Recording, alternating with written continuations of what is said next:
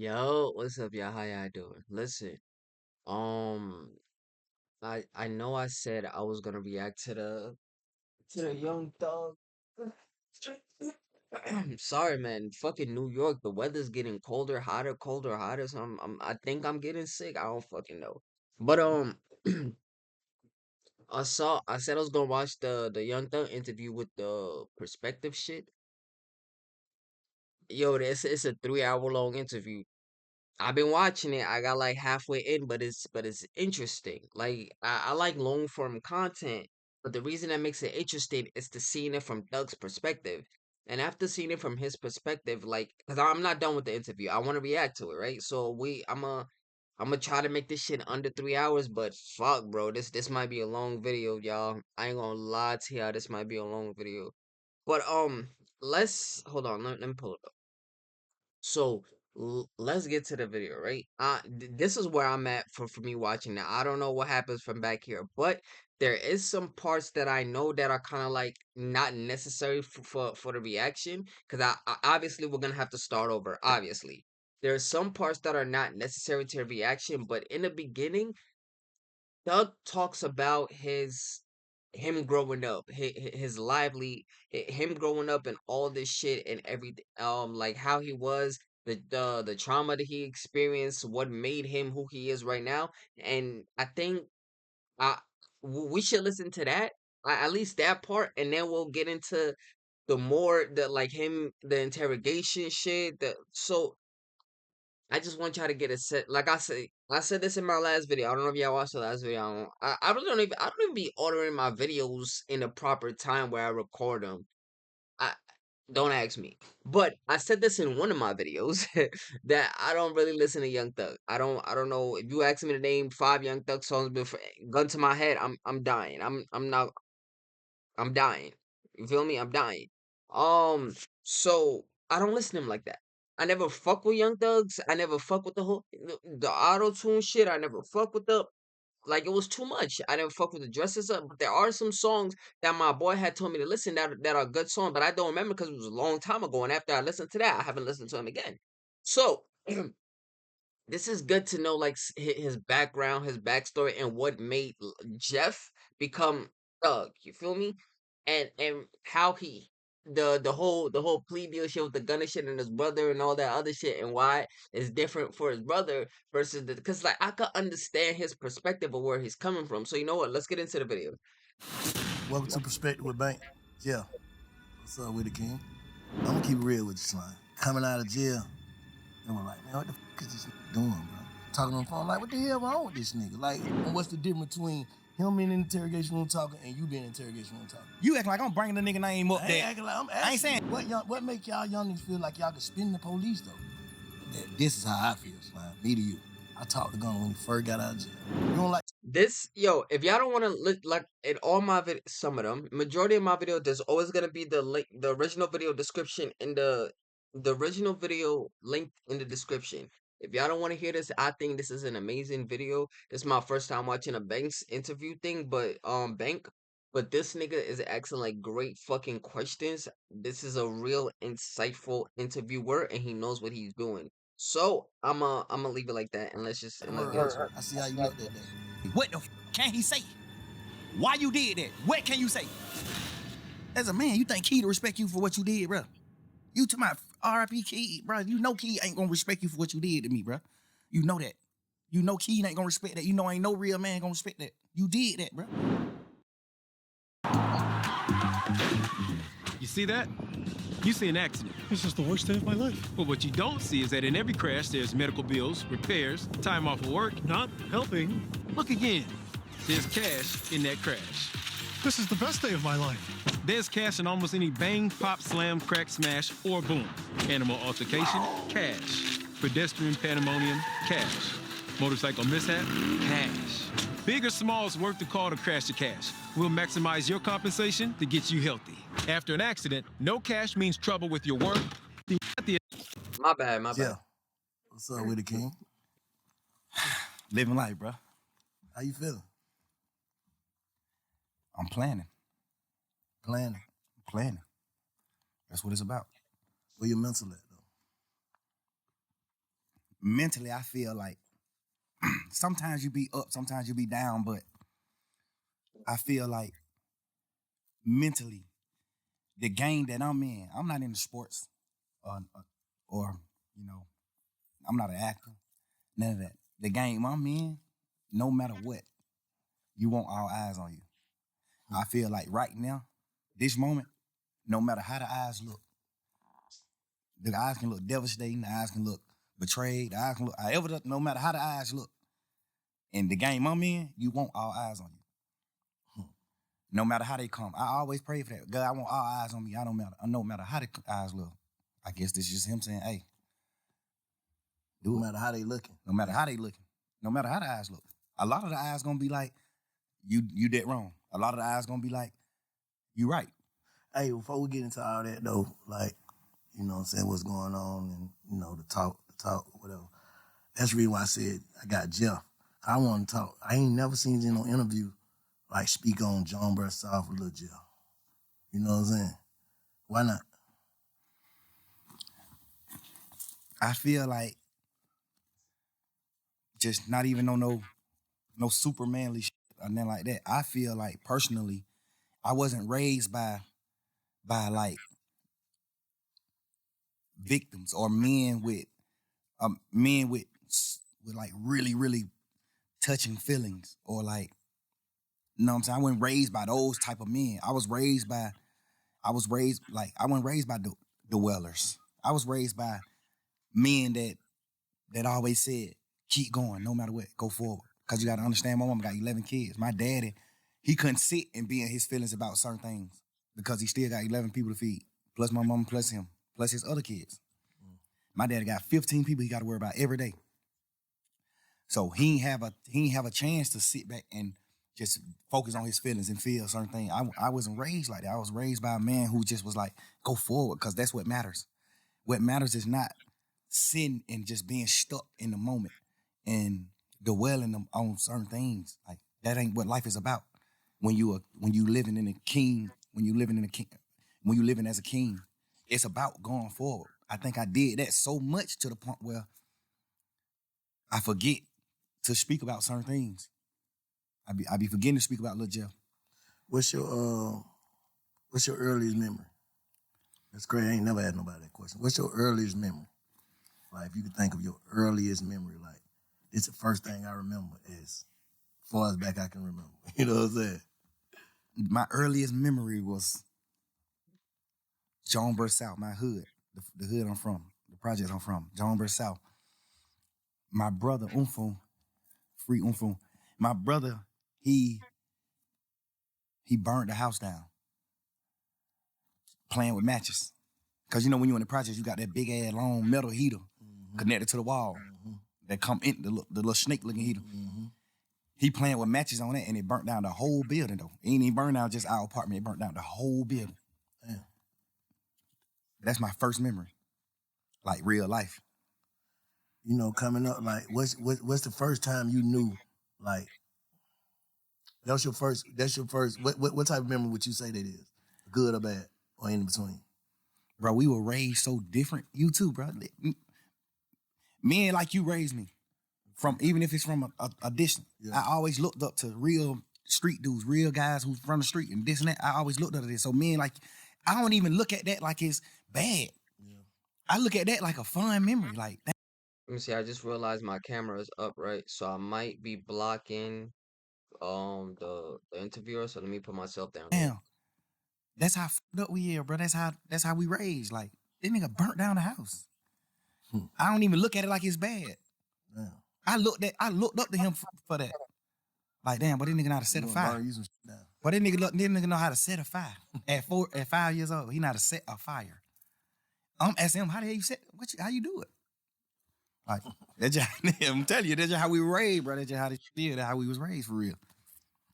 So I with know your See the house I'm in right now?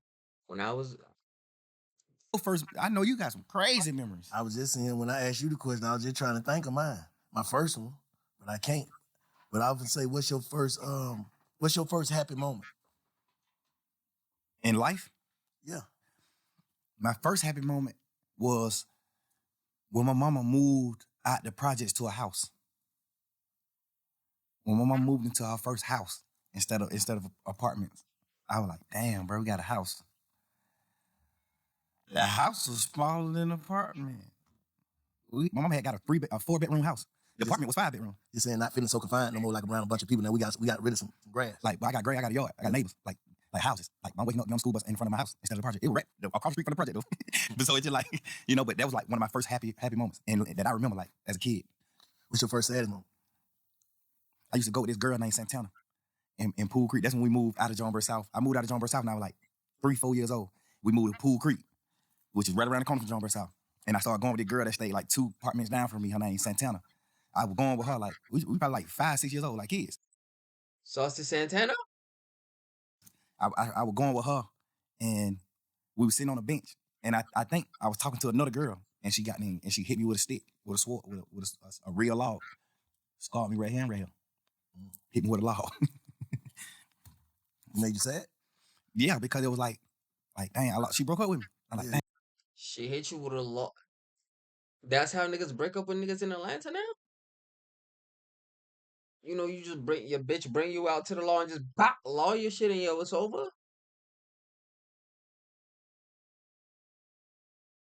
Alright. I love my girlfriend. I guess in New York we just born, we just say, yo, I ain't trying to be with you no more. It's like we regular, you feel me? New York is regular. Yeah, yeah, yeah, The niggas ain't wearing skirts, you know. yeah, yeah. What's the first time you feel like you felt betrayed? Like as a kid coming up or whatever. My first betrayal was like, cause I'm a kid, so I wasn't introduced to the world or like niggas or friends. You know, you confined to just your household and the apartments you live in. Mm-hmm. So my first betrayal was probably like my other family members, like me hearing my auntie say, she don't want my mom kids at her house because we just too deep. Like we got roaches in our house. Our clothes got roaches, so we might come to her house and some roaches might come out of our house. Now she got roaches in our house, and I understand it. No harsh feelings, but that type of shit. The nigga that I am. That's the type of shit I was dealing with in life as a kid. I was dealing with that. Like my mom got so many children to the point where her sisters and brothers like, man, hell no, we don't even want to deal with y'all. No sir, there's too many of y'all there. They weren't even on no bullshit. Just like she like, man, I got a 3-bedroom apartment. I'm goddamn raising my kids a certain way. Y'all over here, y'all grown to hell. Y'all doing what y'all want to do. And like, hell nah, we don't want that shit over here. I want my kids to grow up, a different way. So I get it, you know what I'm saying? But that's the type of shit I was dealing with. Like, that was my first, like, betrayal. Just, like, hearing my auntie say she didn't want us at our house. We carry roaches. Damn. Hey, shit, we had roaches like. Of course. But hey, my auntie them did too, but they was so small. So she. Yo, I'm sorry. Even when I was watching it the first time, I could not stop getting my eye would not stop drawing to the little white deodorant shits on both of their armpits. Niggas, please get deodorant that don't leave that white shit on your armpits, bro. Please. Please, for the love of God, that shit is not. I can't stop. Like when it shows, my eyes is immediately drawn to that shit. What the fuck? Was able to exterminate them. She was able to get rid of Crazy. the certain. She just down got a little bit. yeah. She had roaches just because she lived in the project. She was clean as a motherfucker. She ain't had them 3 kids. Uh, All them were respectful. I use this shit right. I use the Old Spice shit. Shit smells amazing. Get that, man? Look. Ain't no white. Y'all see that? Please get your deodorant that don't leave that white blob shit, bro. I hate that shit. Cool people, cool kids, all that. So she could contain like what's going on in her house. We just so deep. It's just like y'all finna come over here. We broke ahead. We got this smaller amount of food stamps than your mama. My mama got a lot of food stamps because she got a lot of kids. Her mama like, man, we got $300 a month worth of food stamps. Y'all come over here, y'all eat all the goddamn food because y'all just deep. Y'all ain't even trying to do no shit. Y'all eat all the food. Now my family don't, just like that type. You know, until recently, like, and a lot of people who watching, they probably been watching me. They see like Bank different. I feel like I'm different. I know I'm different now. Like at first, I was trying to trick myself into being different, and it ended up working. You get what I'm saying? So, and I started realizing certain like, damn, Bank, this how you felt about this, or this what shaped you, or this what made you start to think like this, and this what made you. You know what I'm saying? Like, so how do you think Lil Jeff impacted Young Thug? A few things. It was a few reasons. A few things like from me being Lil Jeff impacted Young Thug. Like some of the shit that I just spoke on. Like that made me like love people more. because I seen like some parts of my family like not having the gratitude and like love that I wanted as a kid. Like I actually love my auntie. I actually love my cousins from my auntie kids. I actually love them. Mm-hmm. And my mama, we were so deep. My mama always taught us like love, bro. Y'all supposed to be with each other. We'll never go against these folks. Love, Mm-hmm. love. You know. So those type of situations impact the impact Lil Jeff to Young Thug. Just like I'm telling you, you got to think. My mom got a 5-bedroom apartment. We 11 deep. All 11 of us live here in 5 bedrooms. So I'm sleeping in the same bed with 4 other people. The 4 youngest kids my mama got sleeping in one bed. Then the middle 3 sleeping in 2 beds in their room. They got 2 different beds in their room in one room. Then the other, it's like that. So I grew up off of like, you gotta love one another. We ain't had nothing. We was literally damn near junkies. Like we ain't had nothing in the world. We did. Junkie. I'm telling you You when mean bombs, not like junkie. not junkies, but like Yeah. bums. Yeah. You know what I'm saying? Yeah, Like pride, junkies. Yeah. Like Fucked we don't up. got nothing. Yeah. Like I wear my sister clothes Yeah. to school. Yeah. My sister then I got to drop out of school just so I can wear her clothes, and people don't know that I'm wearing her clothes. That's what I'm saying. How them circumstances, like, in what way did that, like, what way, what did it make you feel like? It made me feel like I just wanted. It made me feel like my aunties and like aunties and uncles and stuff treating my mama family a certain way. It made me like want love so bad. That's when I started meeting friends. That's when I started wanting love from like other people besides my sisters and brothers. Mm-hmm. I started trying to get love from my friends. I started getting, you know what I'm saying? Like it just made me just seek love. I started seeking love because I wasn't getting love from like certain parts of my family. Yeah. It shaped me in that way. And then a few more ways, like I watched my brother die in front of me. You know what I'm saying? Like I watched my brother die in front of me, brother. 8, 9 years old, little boy, kid. What happened? He got killed. My brother got killed on Deal Avenue. My brother ended up doing some gambling. He stopped Uncle from gambling, and then he kind of slapped Uncle around like, Uncle was like 11, 12 years old. Look, he was a kid. He gambling with some grown ass men though. So he go up there to stop my brother from gambling, and he started gambling. He ended up winning all the money. So when he leave, one of his friends, goddamn, call him and tell him like, bro, don't come back up here. These niggas they gonna take the money back from you if you come back. Cause my brother was like, shit, I'm gonna go home right here. I'll be right back. Y'all niggas don't stop gambling. I'll be right back. So he walked down the street to the house, and his friend called him like, man, don't come back up here. These niggas goddamn whoa, whoa, whoa. Which some people will look at like, nah, that ain't no, that's real niggas. But he knew my brother. He was my brother best friend. He knew my brother. Gangsta, he's standing on that. I'll talk. You tell my brother some niggas finna do something to him, don't come back. He going right back. Cause the thing about it, he wasn't even coming back. He had won all the money. He won like 9,000. This was little kid shit. He won like 9,000. His friend knew he wasn't coming back. Like he like made him come back by telling him a nigga finna like he gonna rob him. So he go right back up there and shoot a nigga. He go right back up there. Hey Ty, who you just called me and said niggas they gonna rob me? Who you said gonna rob me? The nigga Ty, man, nigga, who you said gonna rob me? You just called me and said one of these niggas might rob me. That's how the situation started. He shot a nigga, your brother did. Yeah, he shot 2 niggas. He shot 3 niggas. He shot his friend, and then he shot the 2 niggas that killed him. Cause his friend was acting like a hoe, like not want to tell him who said we gonna rob him. Yeah. His friend like, man, bro, you tripping. Boom, shoot him. Bitch ass nigga. Boom. Then when he shoot him, he started saying, like, man, didn't nigga say him, bro? These 2 niggas. So he started shooting at these niggas. Boom, boom, boom. Then he take off running. Yo, make sure y'all pay attention to his body language when he speaks. Like from in this conversation, when he starts talking about some other shit. Y'all see how animated he is and like his legs are physically jittering and shaking and shit. Just peep the body language in this and how it goes on to the other shit. He get a police siren, he take off running. Them niggas got them started back shooting back. Shot him in the back while he was running. Ran down the street a little bit and fell on the ground and just like, he just on the ground gasping like, man, hurry up, get me in the car to the hospital. He just was telling us like, I feel like I'm dying. Like, I'm telling you, I feel like I'm dying, bro. I feel everything's slowing down. My heart rate, everything's slowing down. I feel like I'm dying. Y'all got to, you know what I'm saying? I'm right here, bro. Little boy. I'm looking at my mama holding nigga hand like, he going and shot my mama like, Beanie, like, son, you hear me? And I don't want y'all to think it's because like the shit is fast forwarded. So it's already on 1080. But let me put it on normal so y'all actually see his body language. You hear me? And he just like choking up blood, but he like, you can see he trying to say something. Like he let her know, like, I hear you. He trying to say something, but he can't talk. So my mama like, you hear me? Squeeze my hand. I'm holding one of his hand. My mama holding the other hand. She like, if you hear me, squeeze my hand, son. Squeeze my hand. Don't go, son. You squeezing our hand. I'm like, he still, you know what I'm saying? Like, I'm looking at this shit as a kid, bro. Like, so from that day forward, I always said, I'm gonna do something to the nigga that killed my brother. That just shaped my life. That made me cause I played football. I looked up to Michael Vick. I played football. I wanted to rap. I looked up to Lil Wayne. I looked up to Michael Vick. I looked up to Hot Boys. That just shaped me from all that. From that point on, I looked up to like steppers. I looked up to niggas from my hood, from John South, that handle their business.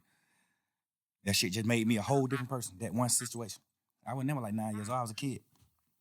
So from that point on, like looking back on like what changed? Like what changed in you? Me from that day, what changed in me was the way I viewed like niggas that wasn't from where I'm from.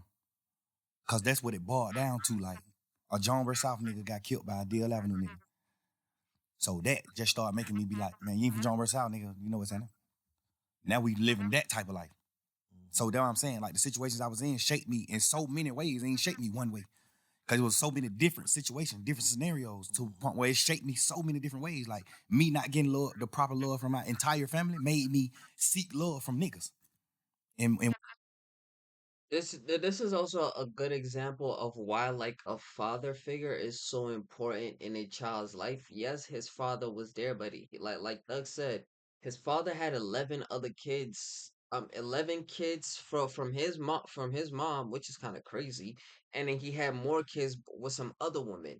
So if you have that many fucking kids, there's only 24 hours in a day, and let's say nine or I'll even I want to say 9 hours, but fuck it, I'll fuck it. Nah, I'll be generous and say 9 hours. Let's say 9 hours goes to you working, doing whatever you gotta do, whatever brings you income. Those 9 hours get set to that.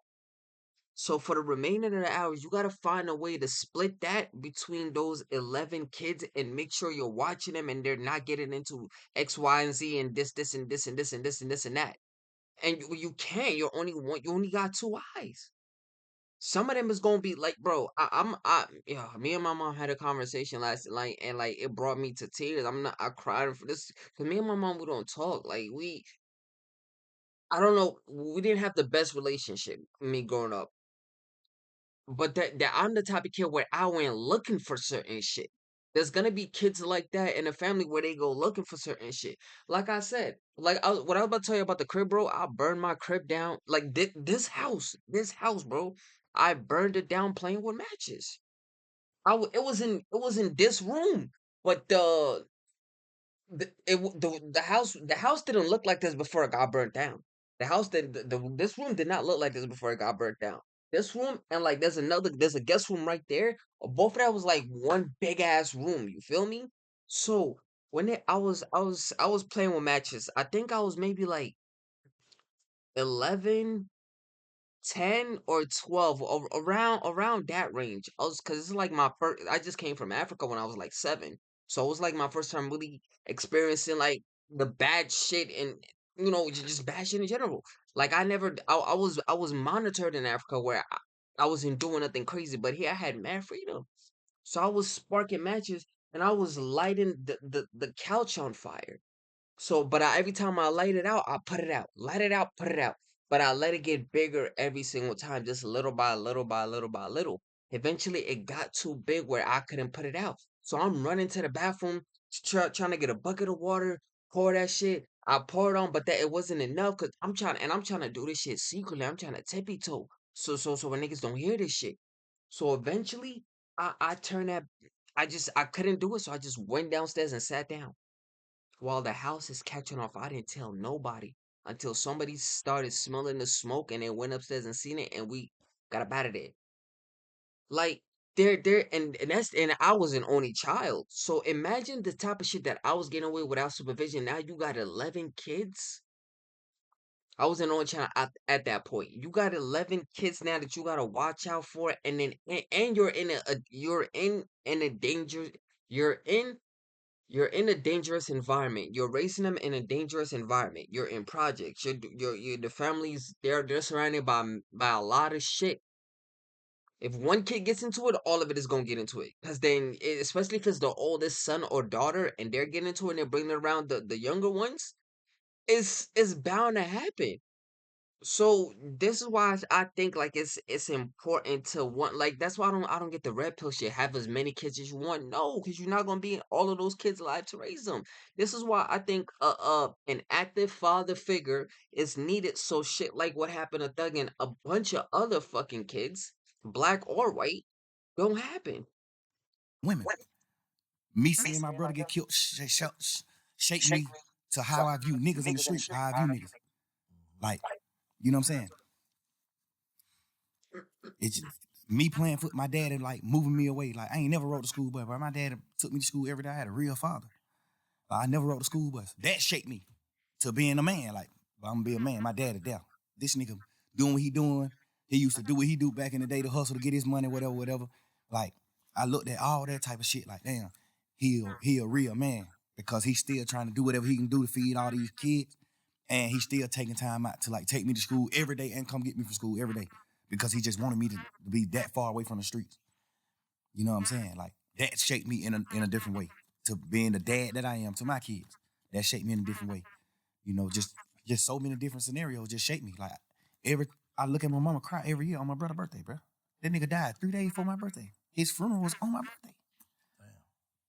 Nigga, I remember my 10th birthday, a funeral. I'm going to a funeral on my 10th birthday, bro. My brother, who just told me before he left out the house and died, I'm gonna give you $100 for your birthday.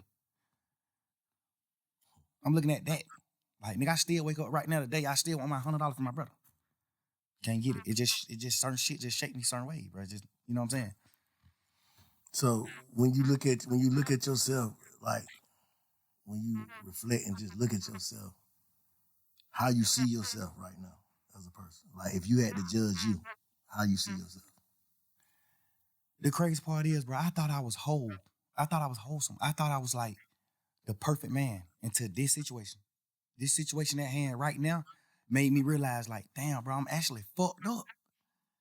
Like, I was just so, God just created me to be so happy to the point where I know how to, like, get beyond problems. I just always was happy. My whole trial, I just was happy as hell because it's just like, I ain't got no reason to be happy. But it's just like, I'm just a happy person. I'm just a natural happy person. I could have got a life sentence and went to prison for the rest of my life. And y'all would have been seeing me in prison on photos just happy. That's bullshit. Nah, I don't agree with that. Even like with the phone calls that were leaked, you were not happy, gang. It's okay to admit that you're mad, that you were sad, that you were feeling some shit. It's okay to admit that. I don't think anybody on earth who says they're happy 100% of the time is full of shit. Ain't no way everybody. No, I have not met a person who was happy 100% of the fucking time. No, I refuse to believe that person exists because we're human, fucking human. Because I think God just created me like that. I be mad at God sometimes for that. Like, dang, bro, why you created me just like so happy to the point where I can't be in touch with my real feelings? But do you think that type shit goddamn make it to where a nigga, cause I'm gonna keep it real with you, Slime. Like coming out of jail, and we're like, man, what the fuck is this nigga doing, bro? Like it's like you ain't learn your lesson. And all this shit going on, hearing these calls, talking on the phone, like, what the hell wrong with this nigga? Like, you know, I know you was in there praying, right? Absolutely. Like, it's like, do you not understand your prayers got answered? Yeah, you understand that, but you also listening to people tell you like, well, you the wizard. You ain't going to prison. And then you gotta understand, man, I was in jail 3 years, bro. Like I was praying 3 whole years. At some point, I started thinking like the prayers ain't working. You gotta understand that too. Like I'm going through shit every day. I'm looking at my best friend, them do what they do. I'm looking at this. I'm looking at some shit. And it's making me feel, I don't feel it. Like I ain't never been a nigga to pillow talk. I ain't never been a nigga to talk about nobody else in my life on the phone with nobody else. I never been that type of nigga. I've been, these last few days, I've been sitting around like, what the fuck was I thinking? Like, what I was I doing? appreciate you saying that. I think I was just so fucked up and I just felt like it was just over. Like I'm just sitting in jail 24 hours on 23 and 1. I'm in a cell 23 hours. Like at this point, I'm just like, man, I don't give a fuck. Life it ain't what I'm thinking it is. Like I'm just talking. At this point, I'm just talking. At this point, I'm just holding conversations with my girl. But the crazy part is, all these conversations that I had on the phone, I also had with the same niggas who I was talking about on the phones. So that's why it don't seem weird between us, me and them. Because I done held these same conversations with Wham. I done held these same conversations with Savage. How I feel about him, how I feel about Wham, how I feel about this, how I feel about every situation. We talk like men, we brothers. We talk. They tell me how they feel about certain things. So we all align. We won. We what we is. But you got to understand, like, my standpoint. I'm locked up. Nigga, I'm on the phone talking to my girl every day. This is the only person I'm talking to on the phone. This is the only person that I can talk to. Like, I can't even talk to my family because they just like, how they is, it ain't good for my case. They can be on the phone, they don't understand certain things. So if I be on the phone with them, they might say the wrong thing on the phone. So now I can't talk to them. Now I can't talk to Bank. I don't want the police to get on Bank. Now I can't talk to Wham. I don't want the police to get on him. I don't want the police to get on Savage. I don't want the police to get on Pluto. It's just so much shit in my mind to the point where I'm just like, I'm confining myself. I mean, not confined. I'm like trapping myself to just communicate with one person. And then I might go to court and just get body slammed by the motherfucking judge, bro. And then I just got to come back to the jail. Now I'm on the phone with somebody that I love whoever it is I'm on the phone with, and they like, man, goddamn, bro, you know, goddamn, they say, this nigga right here been pulling up on bro. This nigga pull up. Of course, I'm just like, bro, I just got body slammed by the jail. I'm just feeling how I'm feeling, bro. I'm just saying what I'm saying. Like, I ain't even tripping on that. I'm just saying what I'm saying. And I done told all these niggas these same things. But looking back on it, how you feel? You just said, goddamn, like, damn, you feel like you was tripping. I feel like I was tripping, but I feel like, because I ain't never did shit like that. I ain't never pillow talk with no girl ever in life. I ain't never in my life held no conversation with no girl about no other nigga ever until jail. And I've been trying to figure out, like, why the hell was I even doing that? And then I just had to, like, think back to when I was in jail. Because I did a long time in jail, so I know how to think right back to when I was in jail right now. So you've been reflecting. Hell yeah, and that's another thing I don't even want to do. That's why I don't even respect the phone call shit coming out, because all it do is make me think about when I was in jail, going through fighting for my life. All it do is make my girl think about the whole long ass conversations on the phone. We praying and we doing shit and hoping that I can get away from this shit and come out of it. Like, that's the weird part about this shit that's happening. Like, this shit, all this, y'all, this shit just like a fun moment in the memes on the internet and trying to just like tarnish my existence and just my real nigga shit, my real nigga life to like just to have fun with it. But not knowing, like, but this shit traumatized me here. This shit goddamn make me remember when I was in jail. This shit make me remember those dark ass days and moments I had, bro. This shit make my girl cry. She ain't even tripping about what we saying on the phone. Nigga, we said, whatever I say twice. I'm a grown man. I'm a man, nigga. Whatever I say twice. And I done said it to every nigga. They know that. So I ain't tripping on that part. I'm tripping on just like the world not knowing that. I'm tripping on the world just, oh, but look at this. Oh, hey, y'all, here go another phone call. Here go. It's just like, bro, y'all ain't understand what's going on. Let me say this. If you knowing that you told these people and you was on the side, how would you look at that? If you was up on the sideline, just listening to Slime on the phone, on the jail phone, talking to Savage, talking to your girl, just about like everything, how would you look at that? If you didn't know, like you said, you done told these same people this, how would you look at it? It depends. If I was on the sideline and I never been in that situation, like no jail shit or fight for my life, I probably would look at it how people looking at it that ain't never been through shit. Okay. They probably looking at it like, man, you some bullshit. Why you talking about? But if I was a nigga that had experienced certain shit, I would look at it another way. Mm-hmm. But, and me personally, I'm a smart man. I know how to think. So if I see somebody else going through this, I'm the type of person to be like, man, I want to know what he think. Like, I want to hear what he was feeling. Like, why you do this? Why you said this shit on these phone calls? Why you saying this shit on these phone calls? Because everything on the phone call came from questions being asked. Or they just putting out your part. Who you think putting that shit out? I don't know. You know, I be looking at it like some of the niggas that's like mad that I'm pushing grown man business. I'm pushing. We ain't telling nobody. We ain't no rap. We ain't doing it. It might be people that's like, you know, it might be stemming from that. Cause do you think you inviting the energy though? Yeah, 100%. Overly. Yeah. Overly. But me just knowing how this world is, even if I wasn't inviting the energy, it still happened. It still would happen. You can't just say that. I know it. Because you got to think, before the world even seen an interrogation video of me or anything, jail calls I had already got leaked. Jail call got leaked when I was in jail. Interrogation shit was already out too though, huh? Right. Yeah. I'm just saying, all this shit was happening while I was in jail. But I'm saying, so I don't think it would be, me personally, bro, just for me to use I don't think it would be, it's like right now, yeah, interrogation shit came out too, and there was some shit in there, we're gonna talk about that. There was some shit in there like, damn, Stein, why you say that? Like, what the hell wrong with you? But at the end of the day, I'm saying niggas wouldn't want to be like, yeah, man, fuck that nigga. If it didn't come with, you gotta think, bro, if people's out here in the motherfucker like free slime to the death, like, can't wait till you get out. But then when you got out, it was like, he ain't learned. He's still the same nigga. He wanna go back. Just off of tweets and dissing and, you know what I'm saying?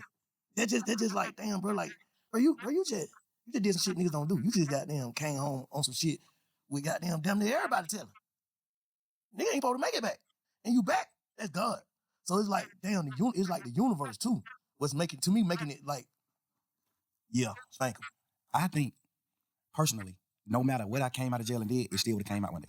Me personally. I understand what you're saying. Because it still came out when the whole world looked at me as a real nigga. My jail phone call got leaked. They weren't pushing no narrative then, though. It don't fuck the narrative. I'm just saying coming out. No matter what. I feel like no matter what, it still would have came out. Yeah. I know it would have. You know what I'm saying? I feel like it still would have, no matter what. I think he's talking about it in the sense of like the phone call itself. Like phone calls would have came out, the phone calls would have came out, the interrogation, whether he said something or not. And I agree with that. I think it would have came out regardless. No matter what I would have got out of jail and did, it still would have came out. Yeah. Just because it was public record. Yeah. Because at the end of the day, when the first shit came out, when the first few jail calls came out, or me and my girl just talking this shit, when those first few jail call came out, nigga, my team got in touch with the Cobb County people and stopped all of it. Like, shut down the whole system. Now you can't go get none of that shit. Okay. So what they tell you? Somebody been had it. They got it back then. And they just waiting to release it. Strategic. No matter what I would have came out doing, it still would have got released. What about like Because you can't go on the internet and get it right now. You can't go on Cobb County website and get it. It's been shut down for a year and a half.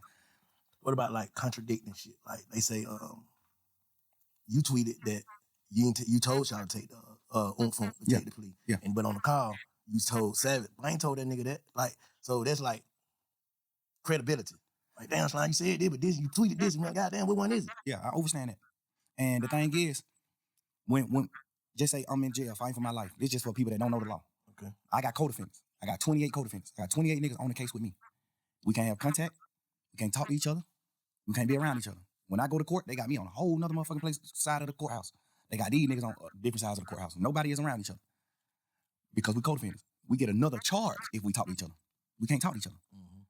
So when I'm on the phone, a nigga like Savage, he know what he know about the law, but it's some things that he don't know about the law. Mm-hmm. So that's what slowed me down from calling niggas from jail, because he on the phone just having a normal conversation with his brother, and he just want to know what's going on. Like, shit, I just want to know what's going on, bro.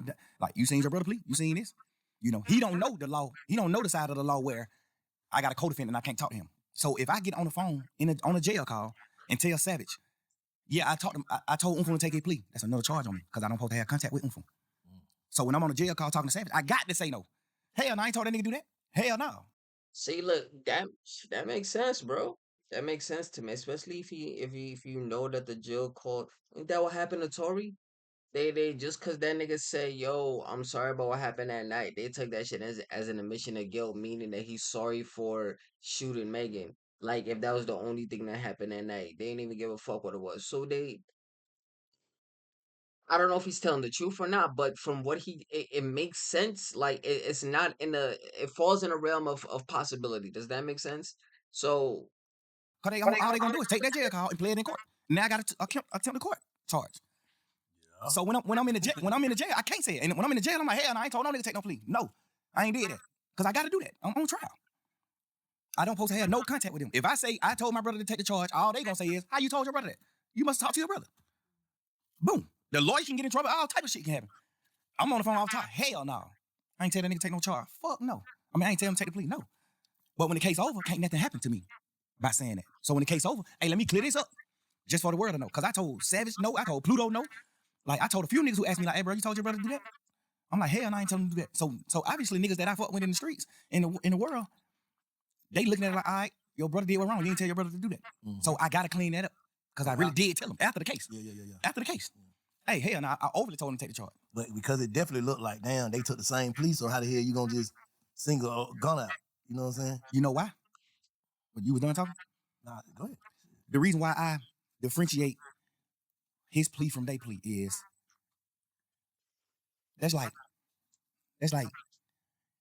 you telling your son to do something versus you not telling your son nothing and he do something. Mm-hmm. I told my brother to take the plea. We had a week and a half conversation, talking a week and a half. Every day in court. My first time seeing the nigga since we been in jail. We crying each other all type of shit. I'm like, bro, get the fuck on. This nigga been in prison his whole life. You think that nigga give a fuck about going to prison? Boy, that nigga a man, gangster. Stand on that. Mm-hmm. Home don't give a damn about no sentence. Home told me every day in court, he told me, hell no. Boy, you tripping, bro. Boy, I'm rocking. You my brother, nigga. You my real live brother. Like my mama had. Your mama and we got the same mama, nigga. You my brother. If you go to prison forever, I'm going to prison forever. Fuck that. He just a freak nigga. That's how you looking at it. Mm-hmm. Hell no. Nigga, I'm crying to this nigga every day. Bro, please, bro. You just got out of prison, bro. You just did 12 and a half years. Get the fuck on, bro. Please, bro. I'm on the phone with my mama. Nigga, my mama crying every day, man. Both of my son, man, bro. Y'all come back to me. I don't give a fuck what happened. Y'all need to come back to me now. Woo, woo. I'm telling my brother, go on. You gotta get back with him, bro. I'm gonna be all right. I'm good. I'm a man, bro. I'm standing on mine. I'm gonna be all right. I need you to go, bro. Why that nigga crying to me, boy? Bro, do you understand what you telling me to do, bro? No. I'm a man. That nigga just had a life sentence, nigga, for not telling. He not a rat. No matter how you gonna look at nothing. This nigga just did a life, that nigga just had a life plus 10 prison sentence for not telling. They got this nigga on the phone. Like plus 10 for the crime. Yeah, for not telling. Yeah. Nah, they know he You didn't said do it. Oh, they know he didn't do it? They know he didn't do it. He got a life sentence. You know that just I think how I understand it here, I understand what Doug is trying to say with the whole why it's different with Gunna taking the plea versus him telling his brother to take the plea is that, uh, excuse me, is that I think what Doug is saying is that Gunna opened the floodgates. So now that Because none of them was taking pleas. None of them was taking pleas until Gunna took a plea. So you know what? Now that Buddy already, now that Gunna already did what he did and it took the Alpha plea, fuck it. I'm not gonna. I don't want you. If one of us is getting out, type shit for doing some whole shit. You know what? You go ahead and take that same exact plea, bro, and you get up out of here. You did. I think that makes sense. If Gunna's the one that opened the floodgates and it's already out there, and your bro been in there for 12 fucking years, bro, I would have said. I would have said the same. I, I think it makes sense. Like looking at definitely, like I think they both. Is it snitching though if you give somebody the permission to tell it? Cause I don't know. Like if I told you to do something, then it's not snitching. But he ain't gonna just did that shit to do it. I get what he's saying. Once the floodgate is open, then fuck it, let's get it through. Yeah, Just they that got motherfucker yeah, judicial system here, bro. yeah, They know they got the nigga who did the murder on the phone 2 days after he did the murder, talking to somebody on the phone like, man, y'all niggas stop playing with my money. I just had to step on the nigga a few days ago for playing with my money. They got him on a wired phone call saying this. They know who did the murder. They know who committed the murder. When we had cameras at the house, when the murder got committed, my brother was in the house. Unfa was in the house sleep when the shit happened. They got cameras from like other people's houses and shit of my brother leaving out the house after the murder. His best friends them was convicted of doing the murder, and they was in my mama car. Nigga, my brother still in court every day of his motherfucking life, still to this day. Told the judge, I don't know them.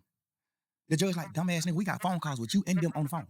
We got a phone call with you and them the night of the murder. They just talking about other shit, just talking about going to the club, fucking with hoes, all that. And the nigga just like, shit, I'm gonna pull up, I'm gonna come get you. The nigga dodging coming to my house because he know my mama gonna ask for her car. So he like, man, you gotta walk around the corner, get in the car. Like they on real phone calls talking to each other. My brother still in this motherfucker fighting every day, saying, I don't know them. They lying on me. The judge just sought it to him just because of that. Like, oh, you playing game. They offer that nigga immunity. They know he can do it. They offer him immunity. Hey man, you tell exactly what him, cause they saying, one of the niggas saying, you brought the gun to them. One of the niggas saying, it's three of them. One of the niggas saying, Unfun did the shooting. One of the niggas saying, Unfun didn't do the shooting, he just brought us the gun. Mm-hmm. They like, why y'all didn't just come to the house and get the gun? Cause we was in his mama car. And if we would put it in the driveway, his mama would have made us leave her car. So we called Unfun and told him, hey, come around the corner and meet us and bring us the gun. We finna go to the club. They just like, hey, bring my fire, we finna go to the club. Bro got them, suppose, I don't know if he did it or not, cause he still ain't told me to this day. I don't know if he did or not, take them the gun. But when he take them the gun, they ride off and go, like they finna go to the club and do what they doing, but they end up, well, that's what the court say. I don't know the case. The court said that they robbed some Mexicans, and one of the Mexican booked, and they shot him, and the Mexican died. I don't know if that's true or not. I'm not saying it's true, but this is what the case was. They saying my brother took the gun to them, and then one of them killed the Mexican, which we don't know if that's true or not. Mm-hmm. Cool. Goddamn, they got one of the Mexicans that didn't get shot. One of them got killed, and one of them they let run away. The one that ran away said, my brother is about, that nigga probably about 5'7", 5'8", red as a motherfucker, real Mexican, Chinese nigga. The Mexican that didn't get shot said the third guy that walked up was a tall black man with a ski mask on. They said, how you know he black if he had a ski mask on? He said, I seen his hands. His hand was black. So my brother, off top, everybody know that ain't him. No shit. They know 100% he didn't do the murder. He just got a license because he wouldn't tell. They granted him immunity. They take it, man. Fuck y'all, grant to it. I don't know that, man. I don't know nothing about that. I'm telling you, bro, just man to man. I can't put no rat on him. I can't. I'm telling you, I seen Shawty stand up and Shawty was 17 years old. Shawty was a kid. Shawty stood up in the paint, bro. Shawty got a life sentence. So let me ask you something. Did his plea say the same shit Gunna plea say? Like, is it the same? Like, did he have to agree to the same shit? Guess what you want to believe, man? I ain't never seen you plea. I ain't never seen you bro plea. I You swear just to told God. him, just handle your business. Just go home. I told him, cause he had did 12 years on the murder. And then his lawyer got him a new trial. Like, they fucked up in trial, the lawyer got him a new trial. So now he out of jail waiting to get tried for the murder again. They ain't gonna never try him for the murder again because they know it ain't nothing he didn't do that. So he wasn't gonna never get tried for it again. They were gonna just like goddamn keep resetting the trial date. If he got convicted of the murder already and did like 12 years for it, isn't that kind of like double jeopardy? So they really can't, if that's the case, if he did get convicted for the murder and not like a gun charge or some shit like that, then that's double jeopardy. He shouldn't be able to go to court for the same shit again. Or does that only happen once like you're innocent? Like if they try you and then you're found innocent, they can't try you again for it. Is that how that works? For the rest of his life, he would never go to court again. That's what the lawyer say. Like they ain't finna do nothing. Okay? They can't beat him. So I told him, well, if you do take the plea, make sure they add your murder case in the plea. Make sure they dismiss your murder case in the plea because you still got to do a new trial. I'm saying they did that.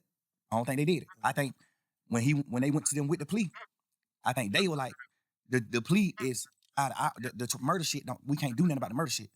If they could, they would have. But the state was like, we can't do nothing about the murder shit. Like, it's a new trial. Like, we can't get involved in that. That's up to the court. So I guess that's what they like. We can't add that shit in there. Mm-hmm. So that's when he like, shit, I'm definitely doing the plea then. Now we having a week and a half conversation every day, bro, in court every day. I'm sitting in the cell crying like, bro, please, gotta go, bro. My dude, these folk, I ain't mind. These folk can't function. Go on. One of us need to go. Right now, I don't need you right here with me. You just did 12 and a half. I don't need you right here with me, bro. This shit gonna be 3-4 years process. I don't need you doing it, bro. So who did what's right on that case? Everybody who on the case did what's right, except the niggas who took the pleas in the beginning of the case. Except them. The niggas who took the pleas in the case, that's who did what's wrong. They took the plea and agreed that YSL was a gang. They saying that we got a RICO. And YSL is a criminal street gang. All of us on this trial, all 28 of us saying YSL is not a criminal street gang.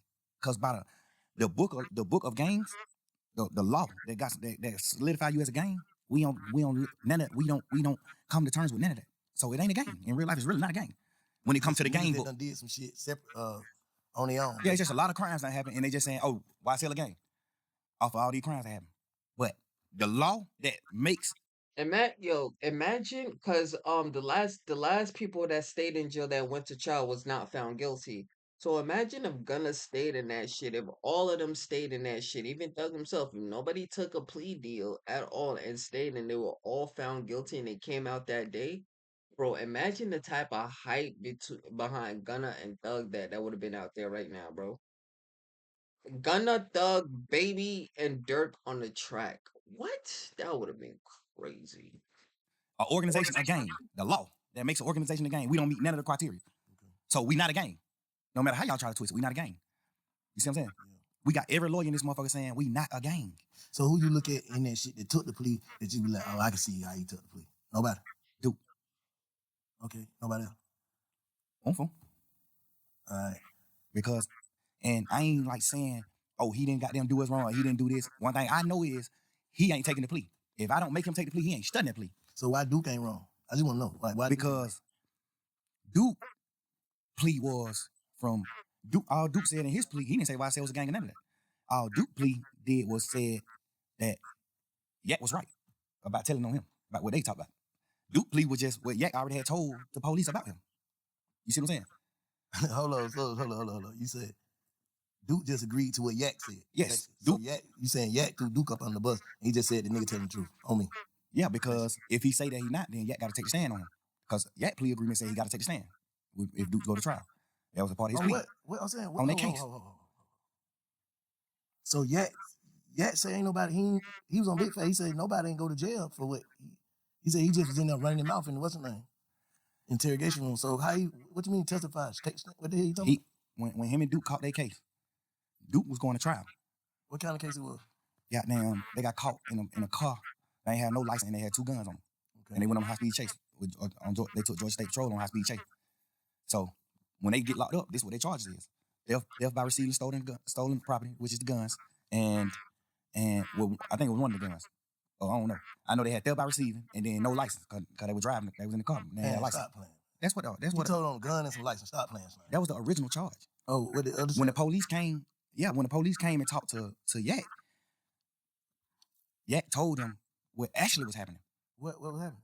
Like he told them Duke got jumped on at Magic City by some ops, by the ops, and he came to Magic City to get Duke, and they were going to retaliate. Go commit murder. Go possibly commit murder. They were going to retaliate against the people that just jumped on Duke. That's what Yak told him. Hold up. So, let's slow down. They get locked. They on the way to the op hood. This is what I don't know. I went there. This is what the police saying. They got caught with some guns and no license, and he turned that into what? He told them what really was happening. Cause the police just like, why? These two, they ride past the state patrol. It's 2 young niggas with hoodies and ski masks and all that old shit ride past state patrol. State patrol get behind them. They go on a high speed chase. They go on a high speed chase. They wreck the car. They get out the car and run. Well, one of them get out the car and run. One of them stay in the car. That automatically make it fishy to me. Who stayed in the car? I think Yak stayed in the car. He but two people who ran stayed in the car. Yak stayed in the car. That's what I heard. Okay. Yak stayed in the car. Duke, when they crash, Duke get out and run. Okay. And toss one of the guns. Got away. Nah, he got caught. He ain't no get caught. Okay. Yak goddamn. Some people told me that Yak ran too, but some people told me that Yak didn't run. Yak stayed in the car. So if me and you go on a high speed chase, right, and we both know what we're doing, we know what we're going to do. If the state is right, we know what we're going to do. The police get behind us, we're going on a high speed chase, crash the car. We get out the car and we run, man. If I get out this car and run and Bank stay in this car, the only thing on my mind is Bank finna tell on me. Or Bank finna, even if you ain't finna tell on me, I'm finna think in my mind, Bank finna tell the police it's him. Cause what you stand in the car for? He must know. He must got out basically. Like he must got out. He must know something I don't know. If we supposed to run, basically what you saying? Like If you don't run when the police is chasing you, you the one driving. You take them on a high speed chase.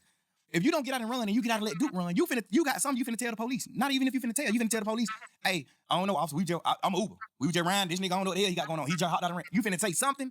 Like, I don't understand why you not finna run. Yeah. Which is not bad. And that ain't really bad to me. Because if you could spend 12, you can spend them. If me and you go on high speed chase and I hop out and run and you don't, all you can say is shit. Man, I know that young nigga from the hood. I don't even really know his name. Man, that young nigga told me drop him off at the girl house. Man, I was on the way home. I was finna drop this nigga off at the girl house, man. When goddamn y'all got behind me, but I know I can't go to jail, but the young nigga got a gun, but I know I can't go to jail. So I just went on high speed chase. Like, you know, it's ways you can flip it and then make it good. Like, all right, cool. I understand why you sat in the car. If you can flip it, you can flip it. So I ain't gonna say he sat in the car because he was gonna tell, but I'm gonna say it's weird that you sat in the car. Like, so what? All right, if you sat in the car. All right, fast forward to what the facts. You say he Duke got jumped on that Magic City. Okay. Call yet. This supposedly. I don't know. Allegedly. Yeah. Duke got jumped on that Magic by some opposites. He called Yak. Yak come get him from Magic.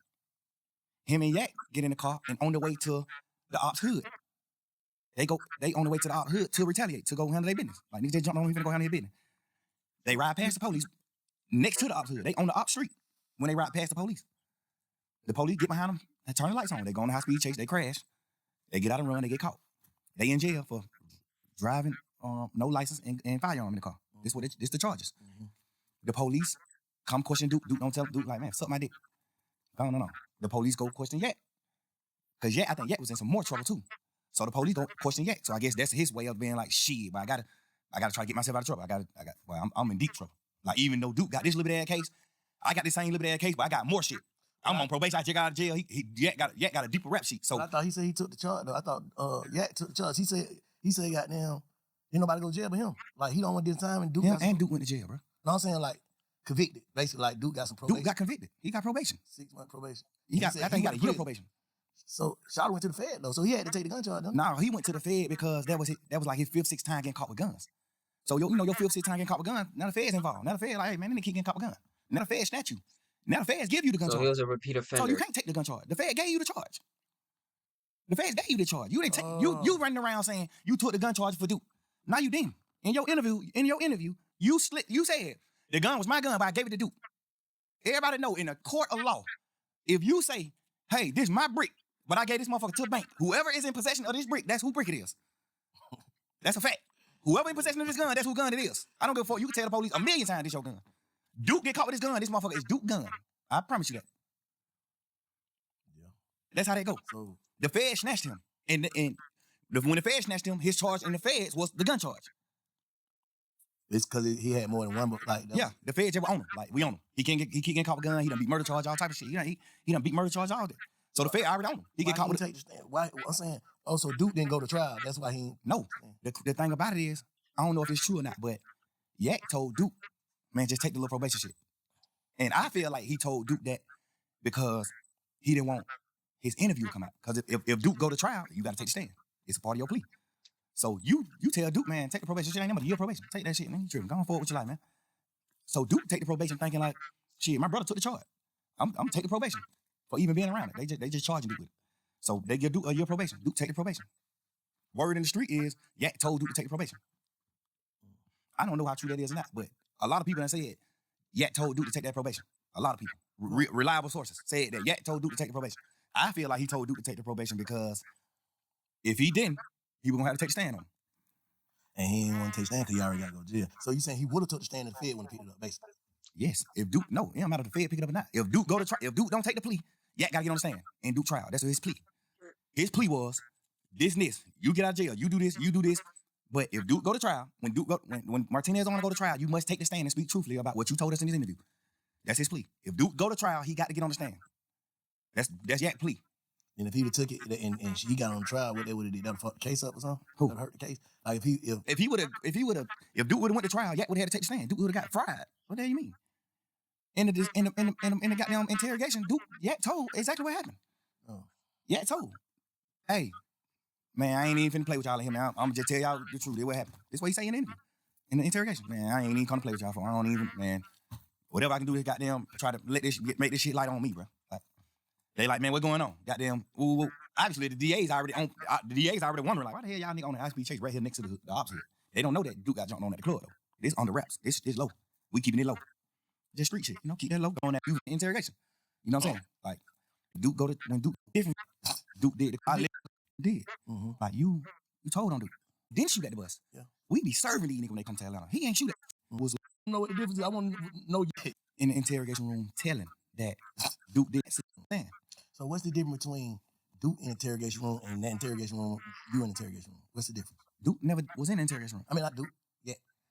The difference with me and Yak's situation is Yak in the interrogation room telling that Duke did the crime. Yeah. Not no bullshit, no funny shit in Go that. ahead. Yeah. Ain't even no harsh feeling. I ain't mad at nobody none of that. Like, But what's the I di- live and okay, I learn. want to know what the difference is. I want to know your perspective on what's the difference between him in the interrogation room talking and you being in the interrogation room talking. The difference is he told that Duke was locked up for these crimes. He told the police what Duke did. Mm-hmm. Like, you told on Duke. That's the difference between his and mine. I didn't tell on Roscoe. I try to free Roscoe. But I'm saying Roscoe didn't shoot at the bus. Yeah. We be serving these niggas when they come to Atlanta. He ain't shoot at this bus. They ain't beefing. Yeah. That's what I'm telling the police. Yeah. Any street nigga in the world gonna understand that. Any street nigga in the world not finna say, oh, I read it, or I did what wrong. No nigga. But what about the niggas who feel like you don't supposed to mention other niggas' name in front of the police though? The police mentioned the names. I just gave them my stories. Okay. The police mentioned their name. I ain't bringing no nigga name up in the interrogation. The police mentioned these nigga names. I brought Guap name up, but I brought Guap name up to talk about my dealings with Guap. Like, I'm signed to Gucci. I'm not signed to Bird. Yeah. That's why Guap name came up. You know what I'm saying? I ain't bringing no nigga name up. You acting like I'm in this motherfucker saying, oh, Big Bank Black, a nigga who the police don't know. I'm naming Superstar. The police know every one of these niggas. You acting like I'm bringing the nigga name up there. I ain't saying you. I'm just saying, I ain't saying you. I'm saying like the world. Y'all acting like I'm goddamn bringing up a nigga name, putting a nigga on the police radar. Man, I'm talking about full-blown superstars. I'm talking about signing. I'm signing Guap. What the fuck could I do to get Guap in trouble? By saying I was signed to him. Like, what the fuck can I say about to get Birdman in trouble? Saying that Birdman and Wayne got a problem, not Roscoe and Wayne. But can a nigga take that as you giving them you pushing it off on Bird? Like that's a motive? I check that motive? No, because Nah, though, you gotta understand, niggas can't take it that way, and I'm sure that's how a lot of people view that way. And listen, let's keep it frank, bro. Thug, if you talking about you winning that interrogation voluntarily, nigga, that's where you done fucked up. You had no reason to go in that shit at all, period. But he gonna explain later, as we go on, why he felt like he even had to take that winning for that interrogation. Y'all could, yeah, I want to believe it. I don't know. Is it snitching? I think it is, cause yes, you're trying to help them, but then you also bring in. You're not just saying you could just be nah, bro. We you brought drugs into it. You told him, yeah, me and this nigga was selling drugs to X, Y, and Z. Oh, so now y'all was pushing weight. All right, cool. They could write that shit down. All you had to say was, nah, bro. He had no beef with them. They friends, but they come, we chill, we hang, we smoke together. This, and the third. You ain't gotta say, but like I get what he mean, but he shouldn't have gotten in that interview at all. Period. Especially to take my number part down. Shit. at that point it was already on fire. You gotta understand, Wayne had already said they fuck nigga over my money. This shit was on the internet. He already said fuck a nigga wear a dress, man. You don't listen to no nigga music. He already did all this shit. He did. So this shit already in the public. This shit in the public eye. I'm not sitting here telling them nothing, giving them something to go with, a story to go with. I'm in this motherfucker saying, man, y'all, what you talking about? Like, what the problem is with Bird and Wayne? You know what they saying the problem is? They saying that Birdman, they paid him. Mm-hmm. Like, what the fuck are you talking about? Yeah. Like, you know that. Even though I feel like, personally, I shouldn't even been saying that, because y'all already know that. Yeah. So why do I gotta sit in here and reiterate that? But you know, you just a young nigga. You just in this motherfucker like you flaming these folks. Yeah. But the difference is, I'm telling these nigga my partner ain't committed the crime that he in jail for. And the nigga like, yeah, telling the police that Duke committed the crime that he in jail for. That's the difference. Yeah. Me asking you, do you understand the difference? I understand the difference, but like I said, Slime, I told you this, like, you know, looking at it from the side is like, why would you tell that lady, take your number? If you look at the whole interview, and I'm gonna put not the audio, I'm gonna put the video out so you can see the actual video too. I told the lady to take my number on some flirtatious shit. Like, we just flirting. When we first come in the room, I was flirting with all this shit on video. When we come in the room, I'm flirting with her. When we sit down talking, she's sitting at the table. I'm talking to her. I'm flirting with this bitch. Not. I'm gonna pause this and I'm gonna I'll pause that shit mid sentence. I'm gonna pause this and I'm gonna go watch that interview and I'm gonna see if what he's saying has some sort of credibility. If there is like a flirtation attempting, then you obviously gonna be able to tell. But if there isn't, you obviously gonna be able to tell that shit too. So I'm gonna find out and I'm gonna come back to this video. That's gonna be another 2 hours. So so y'all niggas is gonna be like that. But for me, I'll be back. Alright, I'm back. So the interrogation, there is no video. It's just fucking audio, and this was made from 2025. I guess it just got posted 2 weeks ago, but there's no video, so I can't really see body language and shit, and I'm not trying to sit through that. So let's just take his word for it and call it a day.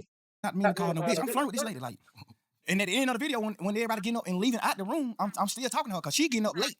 Like, she still like getting her shit together and getting up. Like, well, all right, goddamn good talking to you. Woo, woo, woo. And I'm like, man, you don't know anything. Get my number, baby. I make promises. You know, I'm just flirting with the lady. Obviously, the world gonna look at how they want to look Yeah, at but it. that's wrong shit to say, son. Just looking back on, don't you feel like that's wrong shit to say? I feel like that's the wrong shit to say if I was saying it for the reason, if I was saying it for another I'm reason. saying hearing it. Hearing it. I'm saying Obviously. you hearing it, what that shit sound like? You back like, damn, I I shouldn't say that. right, I understand what it sounds like. Yeah. Because I'm mad at niggas for saying shit like that to the police. But the difference about me is, what in that interrogation did I tell the police for you to think that I'm saying, if y'all want to know anything else, get my number? I didn't tell them nothing for me to even say, if you want to know anything else, get my number. Nah, you can't say that, Muddy. You can't say that, son. Can't, cause you told these niggas that. Well, what the fuck is his name? I don't know. The nigga, the name start with the P. Pee Wee? Yeah, Pee Wee. You told that nigga that fucking Pee Wee was out here selling drugs to Wayne and all them niggas. That's told them some shit that they probably ain't know, muddy. Can't say that. And don't tell nobody. What the fuck did I tell them in the interview for them to even, for a fan or a nigga who looking? And it's already bad that you say as long as this shit don't go wide. You already knew why. If you really wasn't doing nothing or hiding anything, why are you afraid of the video being leaked? Why are you afraid of the conversation being leaked? Because you know you did wrong, Salime. Why would you want to keep that shit undercover? At the interview, what did I say in the interview for you to even look at this interview and say, and not say he playing game? Man, he's just playing game. He talking shit. He didn't tell them shit. Like, yeah, you told. They said who killed Nut? You said Shannon and Woody. You did? Yes. So at the end of your shit, when you say, when the police say, well, all right, man, you got anything else you want to say? He say, hell no, I'm locked up. Y'all got me locked up. Y'all gotta let me get out so I can goddamn get around and then I can have something else to tell y'all. That's a difference than me saying it because I didn't tell them shit in my interrogation video. I'm in this motherfucker talking shit with him. Y'all blood? Hell nah, man, we fake bloods. We just say that shit in music, crazy. Nobody ain't no real blood. Wayne and us ain't real bloods. We just talking shit in music. I didn't tell them nothing to get nobody in trouble.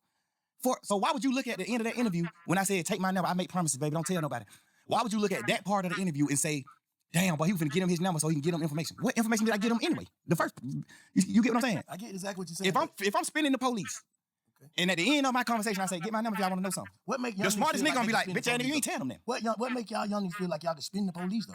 Just I come, don't understand that though. I don't understand that. man. But them bitches is smart though. bro. It's just like movies, just coming up in the game. When you a real nigga, bro, I feel like I'm a real man. I feel like I honor and I love every nigga who I love. Yeah. So I'm willing to do anything to help a nigga that I love. And sometimes you can make the wrong thing. You can do the wrong thing trying to help a nigga that you love. Yeah. And when I say do the wrong thing, I ain't doing that wrong in the interview. The only thing I did, well, I feel like I did wrong was even talking to Doing them. the interview, fact. Right. No, but yeah. I'm doing the interview out of I'm purely trying to save my mans. When I first seen the shit on the internet, I was like, oh man. But I was like, man, Cause they mixing it. Cause I ain't even watch it. I just seen a 2-hour interrogation video on Young Thug. I didn't even watch it. Slime like, man, you got. Little man like, man, you gotta listen to it, man. Right. Please just listen to it for me. Before you jump out there, please just listen to it for me. Please, please, please. I listen. I say, if all I listen, I'm like, yeah, you're not playing game, but why the fuck is you in there, Slime? Because we just young nigga and I'm thinking, my man's Roscoe already locked up for shooting at Lil Wayne tour bus. I know that. I know Roscoe got a trial coming up. I know that too. So basically, you saying ain't no way you would tell him because you ain't even in trouble. I'm not even in trouble. Soon as they come in, they say, you ain't in trouble. We ain't talking about nothing dealing with you, none of that. We just got some conversations that we want to have with you. What click in my mind? This my turn to help my man. This my chance. We just young niggas, bro. We high hell. We on drugs. Like, I'm just thinking in my mind, but this my opportunity to help my man. You ain't supposed to be in there. Eat no hot wing. Who, me? I ain't blown the sandwich. Oh, for real? They give niggas who tell that type of food. They give niggas like me who I ain't finna tell them nothing. They give me the blown sandwich. I ain't give them nothing. They gave you a long time. But them folks try to give me blown sandwich. I ain't even eat it. I'm like, man, I ain't that shit, man. I think I opened that shit up and ate the cookies or somebody. I ain't even eat this. I probably did eat this sandwich. I was so burnt down on Zan. Like, I was burnt. But I didn't get the luxuries because I ain't give them nothing. They would have felt like ain't giving me something to eat. Because I asked them in there, like, man, y'all didn't give me that bill? Like, God damn, it's thug, bro. Like, I'm a motherfucking millionaire, bro. I'm doing what I'm doing. Like, y'all gonna try me like, you would have blown the motherfucker. Like, get a nigga something. Y'all gave this nigga chili wing hot pepper. What, you know what I'm saying? God damn, give me what y'all give me what y'all gave this nigga. I know why y'all ain't gonna give me what y'all gave him, cause I ain't getting you nothing. And you don't get anything in return. You don't get me doing nothing but denying my partner involvement with that tour bus shoot, denying me being in the blood, being in the gang, denying Birdman having something to do with the shoot, with Lil Wayne tour bus shoot, denying me being signed to Birdman. You don't get nothing but denial from me. You don't get nothing but denial from me. Everything I did in the interview Hold on, y'all. I gotta take this call. I gotta take this call. Alright, sorry about that. I'm back. was on purpose, nigga. Man, that's crazy. So let me ask you something though. Now let me tell you something, matter of fact. Because I've been saying hearing all this shit. And you know what I'm saying? A lot of this shit valid. You know what I'm saying? You did do whatever, however. But fuck that. This is how I feel, Slime. Me to you. I know you said this shit probably would have came out or whatever. This would have happened, that would have happened, this would have happened. But what I'm saying is, even in there, I don't feel like you realized what you was going through. And then when you got out, I don't feel like you was focused, bro, the way you should have been. Like, I feel like you taking your blessing for granted. That's just how I feel. Like, I ain't here to condemn or goddamn protect. I ain't here to do nothing but get your perspective and feel your energy, bro. So what I'm telling you, and I'm hoping you feel mine. I'm saying, I feel like you probably got out of jail and truly went with the narrative y'all went with. What was it? Truly humble on the cut. Yes, sir. I don't feel like you came home humble, bro. Enough. And I don't know. I'm just saying, I'm from the sideline. I talked to you when you first got out, first day you got out, you gonna live a comment through. I was like, what I say? Bro, fuck all that, get home and get to it. Nothing else. I don't feel like you did. I feel like you came home playing again, bro.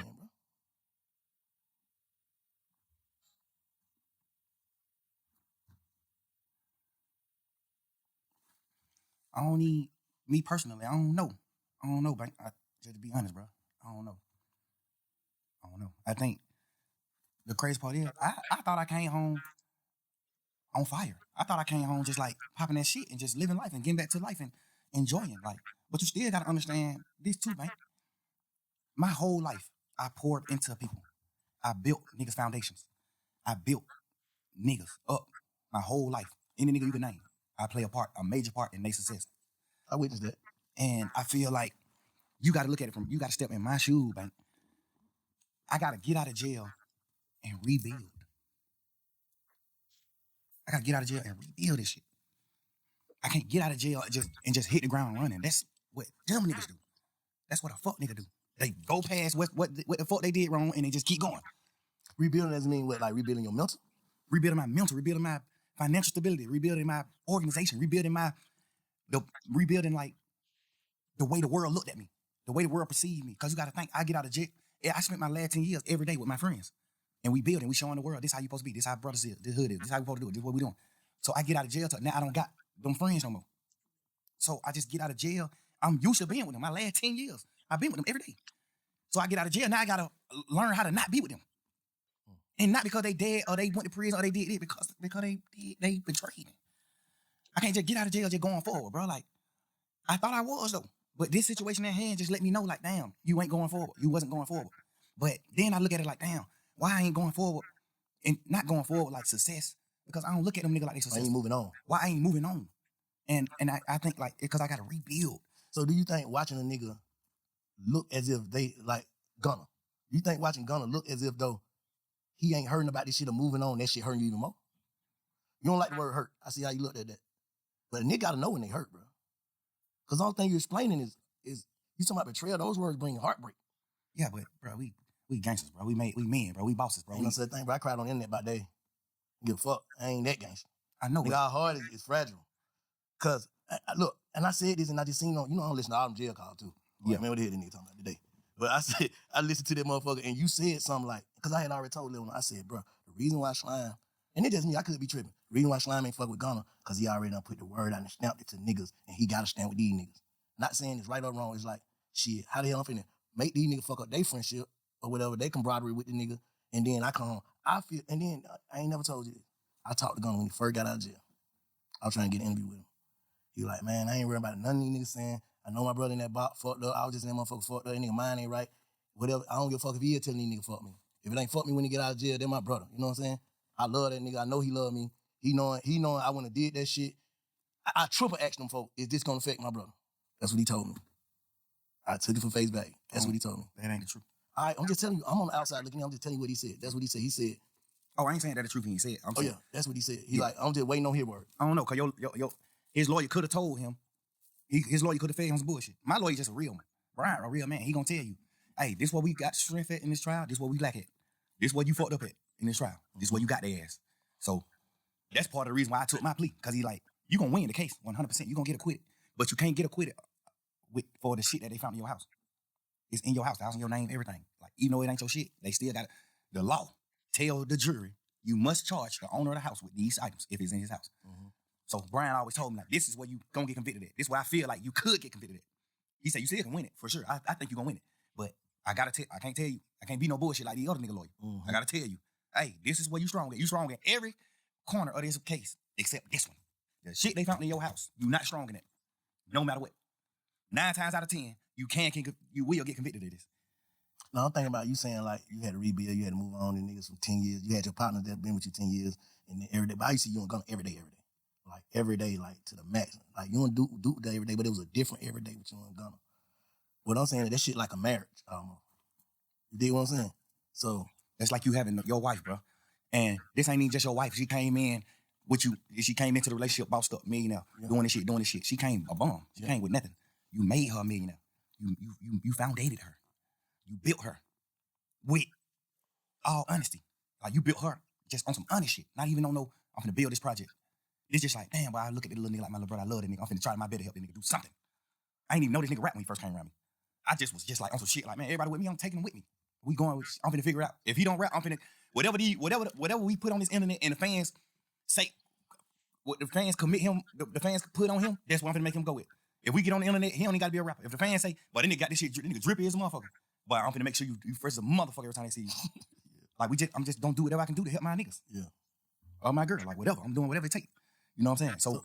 So have you ever actually sat down and thought to yourself, how do I really feel about this? Not how. Well, I take it back to this. How do Jeff feel about this? Before I saw my brother get killed, how would he feel about this? About what? About Gunna. Period. Just all the way. Like, how do you like? I'm trying to get you to tap into like, how do you really feel? I know how you know how we know how we supposed to feel about shit. Fuck that nigga. They need to call me. That's how we supposed to feel. Like how you really feel. Yeah, how you really feel about this shit. Like I really feel. I feel like True word. King True. That's where King Spider come from. King True is the big homie. Where you might get. Yeah. King True, our big homie. Yeah. I honor True word to the T. No matter what, I'm with him to the T. He not a bad man. He a real man to me. This is where he explains like why it hurt him how it is and how he views the shit. He's saying that basically like Gunna came doing nothing and he built the nigga up. And if you build somebody up, I can understand why he'll be pushing how he was pushing the narrative, but then it's kind of like you pushing that shit while knowing what you did. But I guess he doesn't look at what he did as snitching or what it's murky, bro. It's murky. What I identify as a man, I honor his words. He told me before he died. He didn't tell me on his dying bed. He just told me before he died. Gunna is my son. Take him with you, thug. Get him out of the hood. Get him out of Shady Park. Take that boy with you. That's my son. And then just so happened, he just ended up dying. And I honor his word. Bro. I took that nigga with me everywhere, bro. This my man's, bro. Whatever you will. All the bullshit that I knew about you, all the shit you did, the shit that sitting on the porch talking about your cousin, them there telling on the goddamn to the Crime Stopper people. All this shit. I knew all this shit. Later on, but I knew this shit. And I just found a way to love you. You know what I'm saying? I knew it. And I just love you because I just honor True word. And I feel like whatever, I don't know what True told you, but I know he told you something good. And I feel like you just didn't honor the word. You ain't honor that, bro. You ain't even honor brotherhood. We ain't even talking about True. We just talking about brotherhood. We from the street, bro. You know how hard it is for us to become successful, man? Make millions of dollars. If a nigga take me from where I'm at, sleeping on my mama's motherfucking couch, to making millions of dollars, I'm dying before I go against him. No matter what, I'm gonna die before I go against him. No matter what. I don't think he feel. Now, you know, like I said, I ain't here to goddamn protect or condemn nobody. I don't feel like he crossed you though. Me personally, as a man, me knowing him, he's smarter than he look. Gunna's a smart man. He let his silence make you think other things about him. He's a smart man. He's strategic. I taught him how to be. The thing about it is, when it come down to being real, I don't the strategicness go away from me. When it come to being a man, like standing on man business, a man. I don't know how to. I know how to be strategic, but I forget to be strategic when it comes to that. I'm gonna say the truth. I'm gonna pour it out what it's supposed to be. Life to him is just all about being strategic. It ain't about nothing about being a real man or like coming to grips with what's going on or just like just like knowing, like I did that. You know what I'm saying? It's gonna always be some strategic shit behind it. So You you like it just came out the blue. You know, usually when niggas, if you the way the nigga you describing, you would have been saw that though. So you saying this just came out the blue with that case? Or Nah, but the crazy part is, bro, he done already did some shit that's a violation. like what? Don't nobody really know about it but me and goddamn Cash, XO, my brother. He already done did some shit that was a violation that I supposed to cut him off for. He already done did some shit where I was supposed to cut him off for. I just found a new way to love him. And I try to be how y'all live. I try to look at him from a different light and be like, maybe he ain't understand. Maybe he ain't know. I know he knew though. Maybe he ain't know. The only reason why I knew he knew is because he denied it. Instead of saying, damn, bro, I ain't even know. A nigga that don't know gonna say, damn, I ain't even know that. A nigga that know what he doing, what he gonna say? Hell no. I denied it. Like, hell no, right? Hell no. Like, that's just how the circle of life. That's how I go. You gotta understand, bro. I had him man with me every day since late 2015. I had him man with me every day, bro. I made that man I made him a millionaire. Like, I bought his first apartment that he lived in. I bought it with my money. I made him put his I want y'all to pay attention to this part. Let me know if y'all think this part is true or not. I bought his first apartment that he lived in. I bought it with my money. I made him put his money up. Keep your money. I bought it with my money because I had a little extras. I bought that shit. I went half and half with you to buy your mama house. Your mama first house, get her out of the hood. I did that. Me. I told you to go down there to the country town and get your daddy, no matter what your differences is with your daddy. I told you that. I know for a fact, me personally, I know your dad don't look at you like a real nigga. I know that. It's my man. Your dad is my OG. He don't look at you like that. I made you go get your dad. I made you reunite with your family and do the right thing. I just poured my all into him, bro. I gave this nigga more time than my children, bro. I gave him more time than my kids. I gave him more time than my old lady. Like, I poured my life into these people, bro. Like, every second. I went half on your mama house and bought your mama house, bro, because you didn't have the money. I went half with you. I bought your brother his first truck and let you present it to him like you bought it. Your brother on the internet, man. Yeah, fuck that nigga, throw it. Like, nigga, you don't even know what's going on. Like, you don't even know, bro. Relax. This shit that nobody don't know, but we men, so we can't speak on that type of shit. We men, I ain't do it for that reason. I did it because I just honor my brothers, my friendships and brotherhood. I honor that shit. I love you, bro.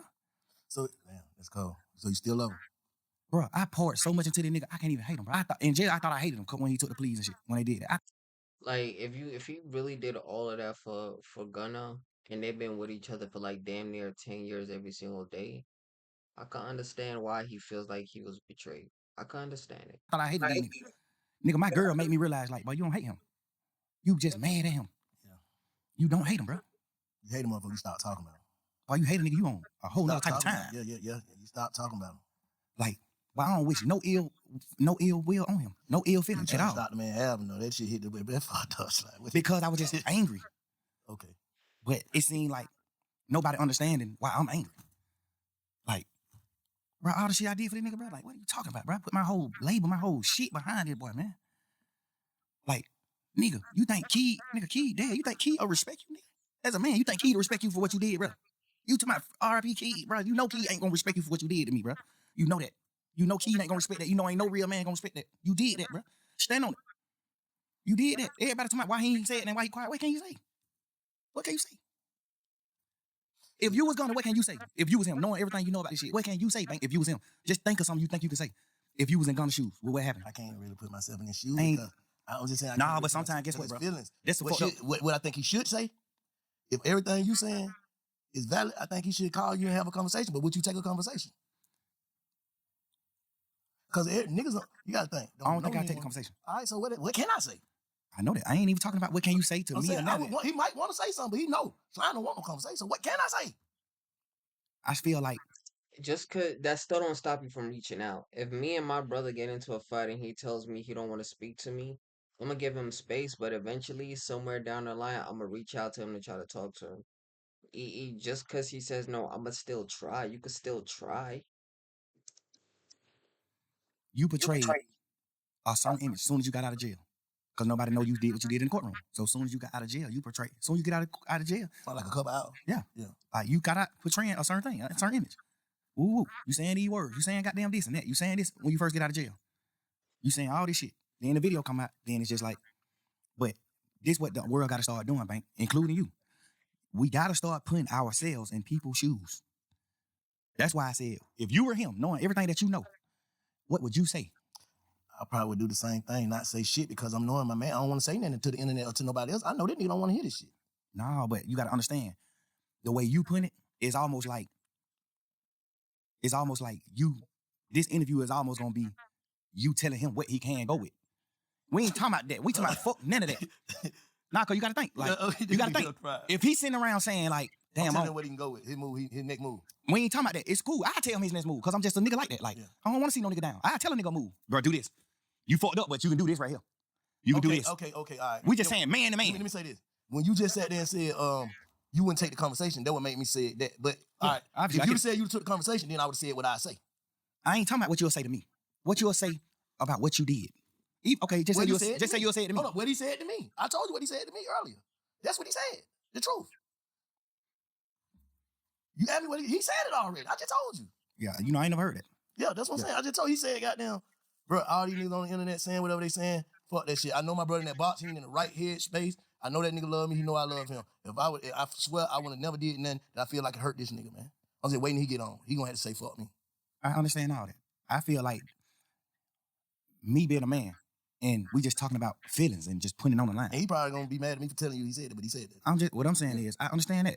I would think that he would say something like that. Obviously, if you did some bullshit to your big brother, that's one of the things you can say. Bro, I got them, but these folk did it. These folk tricked me. You know what I'm saying? That's something you can say. That's any nigga. If you would have did what's wrong, if you would have did what Gunna did, you would have said the exact same thing. Bro, they my brother, bro. Like, bro, I'm just Wayne goddamn, but these folk tricked me. We ain't talking about none of that bullshit, none of that cap. We talking about man to man. Why did you do what you did? Cause I'm here. Cause I'm here right now in this interview telling you why I did what I did. Cause I'm a man, nigga. If I'm wrong, I'm wrong. If I'm right, I'm right. I'm standing on business as a man, nigga. I'm speaking what I did. You saying this why I did it. Why he did it, basically. He can't. That's what I'm trying to make you say. What the fuck can he say? Why you did that? What can you say? Besides some fuck nigga shit. What can you say? That'll make anybody in the world be like, I understand. What can you say? Nigga, I created you, nigga. Well, God created you, but I helped. I was a part of your journey. I've been with you the last 10 years. I spent more time with you than my girl, bro. I was around you more than I was with my fucking girlfriend, bro. With my kids. I done had them phone calls with my baby mama saying, man, Gonna be as big as he is today without Young Thug.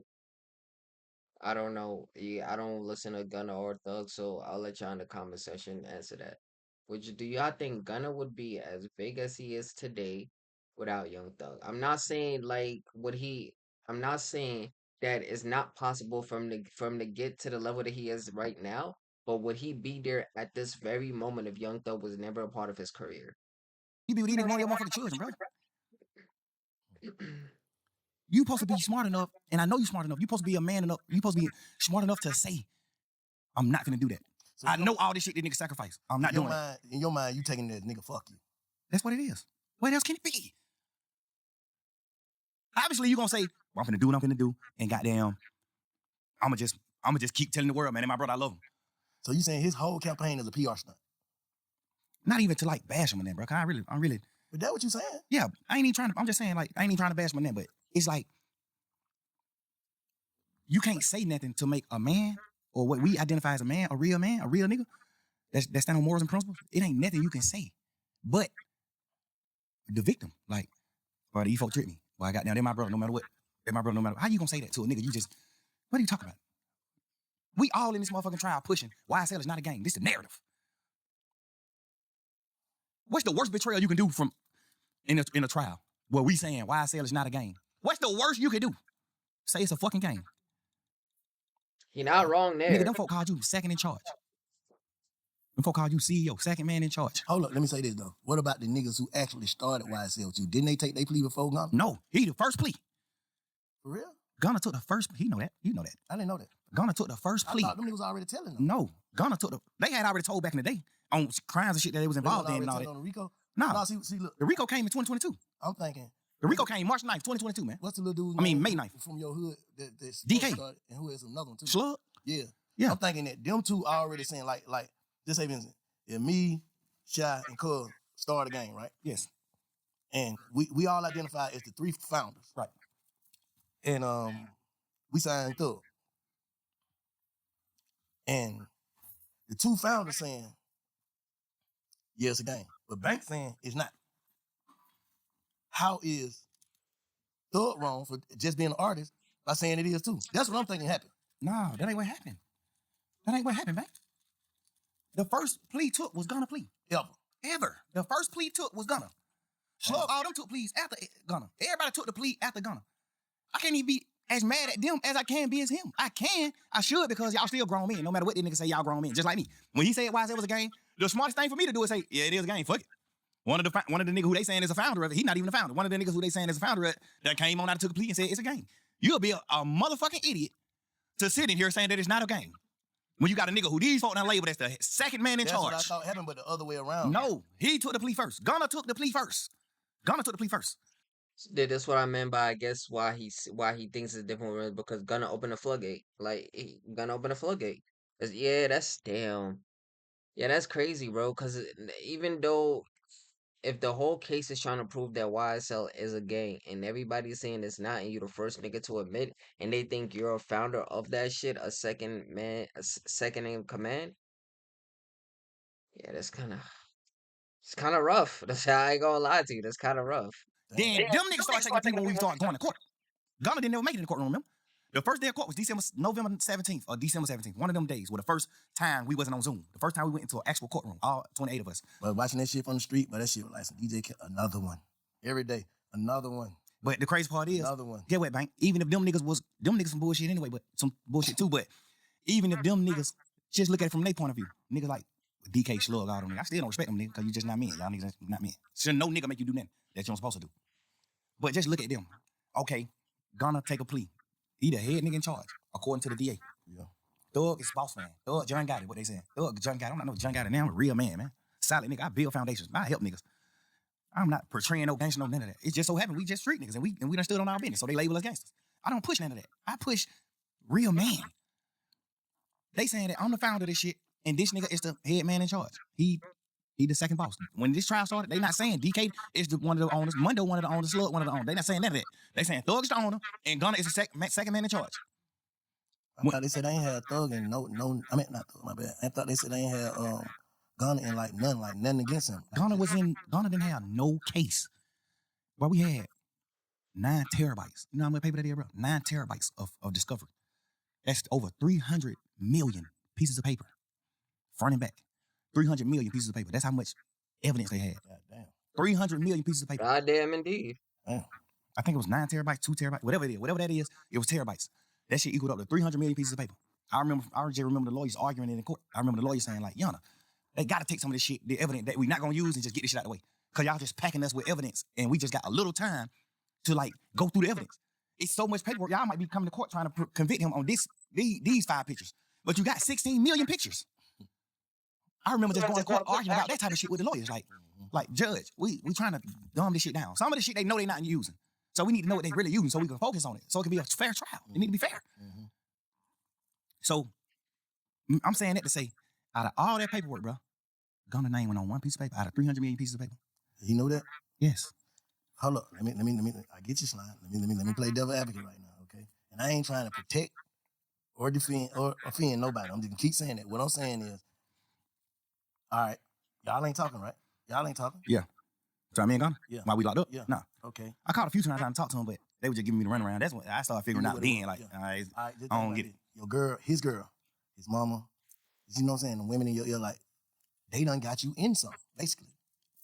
You ain't on no paperwork. So basically, it's just like, when Umfum called his case and went to jail all that time for nothing. That's how he would probably feeling like, I ain't finna go to jail for nothing.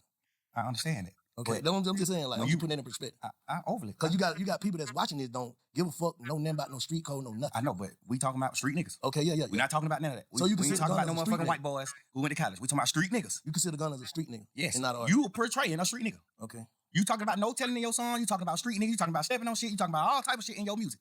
You standing on street nigga business. You do everything street niggas do. That's a fact. You are portraying a street nigga. If you're not a street nigga, don't portray it. You portraying a street nigga. Street nigga aneurysms. You portray every one of them. Nigga, that's a fact. I look at you like a street nigga. You my little brother, I love you to death. I look at you like a street nigga though. I don't look at you like a dork or no lame or none of that.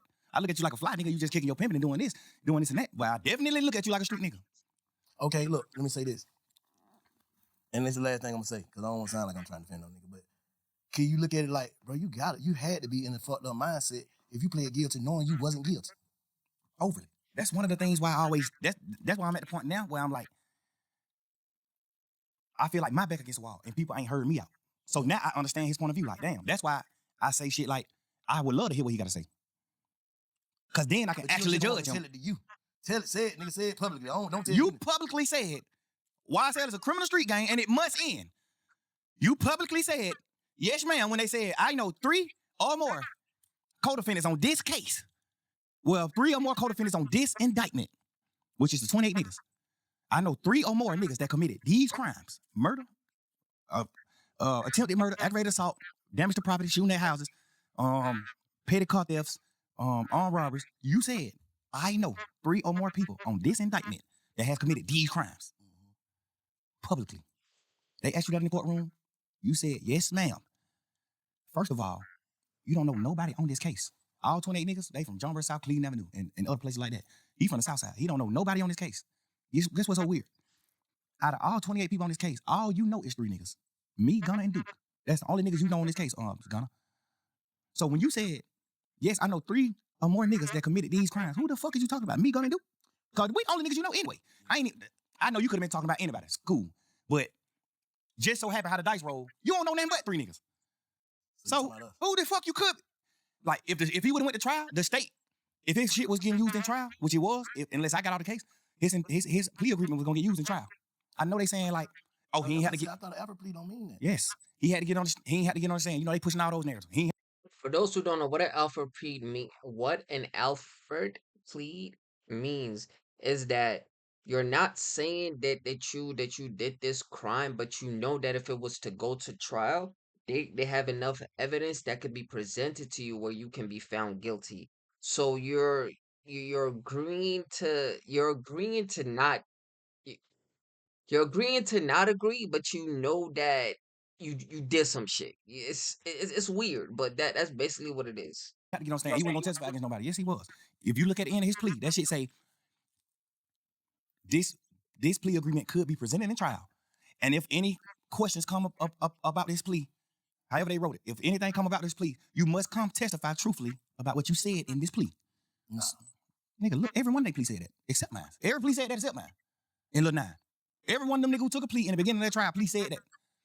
Duke plea said the same thing. Oh, you ain't got to get on the stand. Duke had to get on the stand. The week the case was over with, Duke was getting on the stand that week. The week all of us went on and took our pleas at the end of the trial. Duke was getting on the stand that week. Duke was outside the courtroom, sitting on the bench, waiting to get called in to get on the stand. So how Duke did what right now? Because he didn't say YSL was a game. He only said, when y'all put Duke on the stand, Duke can't send nobody to prison. Duke plea only saying that a nigga told on him. Okay, I'm right. When nobody on that case but Duke and Yak. Yeah. Only thing Duke plea said was, this nigga Yak told on me, and I'm just agreeing to it. Because if I don't agree, I'm gonna have to go to trial and Yak gonna get on the stand on me. So he gotta take the plea. The thing I don't respect about Yak is, before we knew Yak told, when Duke took the plea, I was pushing the narrative like, that fuck nigga Duke did what wrong. Like, damn, but my best friend? Why do you do that? I'm pushing that shit every day in trial, every day. Yak sitting right here with me, bro, every day. Yak, my little brother, I love this nigga to death, bro. I got this nigga in my house. The house this nigga mama living in right now, I paid for this house. Bro, you sitting right here with me every day, bro, face to face in this trial. Me, you, and Shannon, the last 3 niggas on this trial. And Lil Quay them, I mean. Me, you, Shannon, Lil Quay, and Lil Rod. We done got down to 5 deep, 6 deep. You know how we is in this motherfucker. Man, back against the wall. Fuck that, nigga, we rocking. Fuck these niggas. These niggas left, we gone. Fuck that. We rocking. You sitting in this motherfucker every day with me, 2 years straight. After them folks took their plea. And you let me paint this narrative to you, Shannon, and you agreeing with the narrative that Duke told on you. We sitting back in the back of this courtroom when we on trial every day. I'm coming back in the courtroom. We coming back from in the courtroom. When we leave out the courtroom, we go in these little cells behind the courtroom. We sitting in these cells. I'm in these cells. We just talking like men, like brothers. Damn, boy, that nigga Duke, I can't believe Duke, bro. I kind of can get it with Yak. I mean, with Gunna, cause he done betrayed me before. So I kind of get he'll betray me. But I'm looking at Duke like, Duke my best friend. Duke been with me the last 20 years. Like, you my best friend. I'm from John Burr South, you from John Burr Road. Duke my mans. Duke name tattooed on me. Duke my mans. Gunna too. Gat too. These my boy. Like, these my boys. You sitting in this motherfucker every day, and we in this cell crying to each other and talking like, damn, buddy, these nigga really betrayed her. These nigga left her, bro. This nigga Duke not fucking. Cause Duke plea sound crazy. Duke plea saying, yes, I got jumped on that Magic City. Yes, me and Yak went to go retaliate and commit murder on the opposites. Yes. So Yak sitting on the trial with me. So I'm looking at it like, Duke, you took that plea and said that? Fuck nigga, you did that? Why you just told on Yak? I'm sitting in this motherfucker every day with Yak. Every day. I'm sitting in this motherfucker with Yak every day. I'm like, what damn, fuck nigga Duke just crossed you like that, bro. That nigga Duke just got you sent to prison, bro. You going to prison yet? But Duke just got you sent to prison, bro. Damn, Duke. This fuck nigga sitting in here with me every day saying, man, fuck that nigga. Man, fuck them nigga, bro. We gotta goddamn, when we get out of this shit, we make it out of this situation, bro. We gotta go forward, and it's just us. We ain't hang with none of these niggas. We ain't fuck with these niggas. Fuck these niggas. Bro, these nigga told on me, bro. These nigga did that, bro. Damn. Every day. We did this shit every day for about just under 2 years, bro. We was on trial every day. The whole time, when them niggas took the plea, the whole time from that day forward, we just sitting in this motherfucking cell just going through it every day. Like, damn, but these nigga did that. Knowing damn well the whole time you told on Duke, bro. Duke took the plea because you told on him. And if Duke didn't take the plea, you would have had to get on the stand on Duke because that was your plea agreement. Your plea agreement was if Duke go to trial, you got to get on the stand and testify that you and Duke was going to go kill these niggas because they jumped on Duke. You got to get on the stand and say that because you said that in your plea, sir. If you get on the stand and you say something different than that, they're going to treat you like Muntu. You going to prison. You got to get on. That's why Muntu went to prison. Yeah, because he said this in his plea agreement. Yes, Thug, when Nut died, we pulled up on Thug. He gave us some money to lay low. We did this and did that. He said it in the plea. But one thing I do respect about Muntu is when he was doing his plea, you know, you negotiating back and forth with the state. So when Muntu was doing his plea, he was telling them to take that out. Like, hell no, that ain't what happened. When Nut got killed, we didn't pull up at Thug condo and he gave us some money to lay low. That ain't what happened. Thug didn't pay us to kill Nut. No, he was saying take all that shit out the plea. Like, hell no. But the state tricked him like, we ain't taking it out the plea, but you can agree to it now. And when you get on the stand, you can speak your truth. So he like, y'all sure? Because he know if I get on the stand and say something opposite of what I saying in this, I can go to jail. So are y'all sure that I ain't gonna go to jail if I get on the stand and speak my truth? They just wrapped him in the bag. They just wrapped him up. Wrapped him up like a gift. Yeah. You can get on this stand and say whatever you gotta say, but you gotta say this in this plea. So that's why he was on the stand. That's why Muntu was like, nah, like, that's why the judge was like, so when you said this in this plea, you saying that ain't really what happened. And Muntu was like, nah, that ain't really what happened. And I told them that they need to change this in my plea. But they said they can't change it in the plea. I gotta just say it when I'm on the stand. So how would it goddamn be able to do what he did? Like go up there and just like Because he told in the beginning. So all his telling led to him not being on the indictment. All his telling led to him not being in trouble with us. He not on the case. When the case started, it was 28 of us. Wood wasn't there, one of them. So it ain't no matter what he get in the courtroom and say, he can't go to jail. Because he's not a part of the indictment. He's not a part of the case. He a unindicted co-conspirator. He's not on the case. So he can get in the courtroom and say, yeah, I killed Nut. I killed this nigga. I did this. I did that. Can't nothing happen to him. Because he already signed his immunity. When you sign an immunity, you can say whatever you want to say on the stand. for real? Yeah, and Feds can get you though, right? no, can't nothing happen to you when you say what you want to say. That's the point of immunity. Yeah. When you sign this paper, you're gonna tell the truth, and nothing can happen to you. You can't be locked. You can't get in trouble for saying whatever you want to say. What made them get him that? Because they thought he was gonna get on the stand and say what he said in his interviews. Okay. They thought he was gonna get on the stand and say, yeah, shit. So they banking the whole case on Woody. Yeah, he was the lead. He was the lead. Them folk was in shambles when that nigga acting like he wasn't gonna testify. Remember the first time he got in on the stand, he like, goddamn, man, I ain't testifying. The judge like, you sure? He like, yeah, I ain't testifying. Take me to jail. I sit in jail. But when they order you to get on the stand and you don't get on the stand, it's two things can happen. You can get locked up until the judge want to let you out. You can get locked up for 21 days, or you can get locked up for the duration of the trial. Whatever trial you involved in, you can get locked up. So normally trials be 5 days. So if a nigga get on the stand in a normal trial and don't agree, he'll go to jail for 5 days. Because you got to get out of jail once the trial's over. But this case, he wanted to do it. 2-3 years. Right. He like, well, this shit gonna be another 2 years. I gotta sit in jail 2 years. He wanted to do it. He wanted to be like, man, I ain't doing it. That's why the first time he came in, he like, man, I ain't testifying. Fuck that. I ain't testifying. I lied. So he got locked up. He was locked up for like 4-5 days. I ain't never really heard you say no bullshit about Woody though. Nah, because not even to speak on like a certain community, Woody like take medicine. Woody like, you know what I'm saying? He throw it off a little bit. He off a little bit. So I always look at anything he do like a kid, like my son. Like he don't got the functioning brain that we got. Woody take real medicine. So I ain't even. Sound like you got a lot of sense to me. Yeah, but that just come with like, you just learning what to say when you're going through life. You just learning things when you're going through life. You know what I'm saying? I told Woody. The craziest niggas in the world are always the ones who you think got the sense. Like, boy, that nigga ain't crazy. Man, that nigga take real medicine. I told that He nigga, overly did what's wrong though. definitely don't respect what he did, but I respect what he doing though. You can tell he different. That's what I respect. Like, Yeah, you can I tell don't he even be different. judging at him because like, I be seeing him doing his little shit on the internet where he's just like talking to kids or he's just trying to do things. He go to the college, trying to talk to he just trying. Like, I don't respect niggas like, right, I don't respect certain niggas because you'll get out of jail and still be doing the same thing. That's why I say, if you tell, just go on and make you some gospel music, go on and just get out the way. That's what keep you away. That's what keep you away from certain shit. Just get out the way, bro. I don't respect no rap, but I respect, if you tell, you can't portray no street nigga. You gotta get out of it. You gotta get out the way once you do that. Yeah, I agree with that. You're not running around acting like no gangster. You're not doing none of that no more. You ain't doing none of that. All that shit is dead, man. You told. It's dead. I think he for real about trying to change it like that. I understand But it. it's just like, I think so too. Cause he crazy enough to the point where he don't gotta change and he still won't be at fault. Because he really crazy. He really throw it off. But the fact that you crazy and you still trying to change, it's like, I say less. why you let Roscoe get on there and stir that pot though? You gotta think, bro.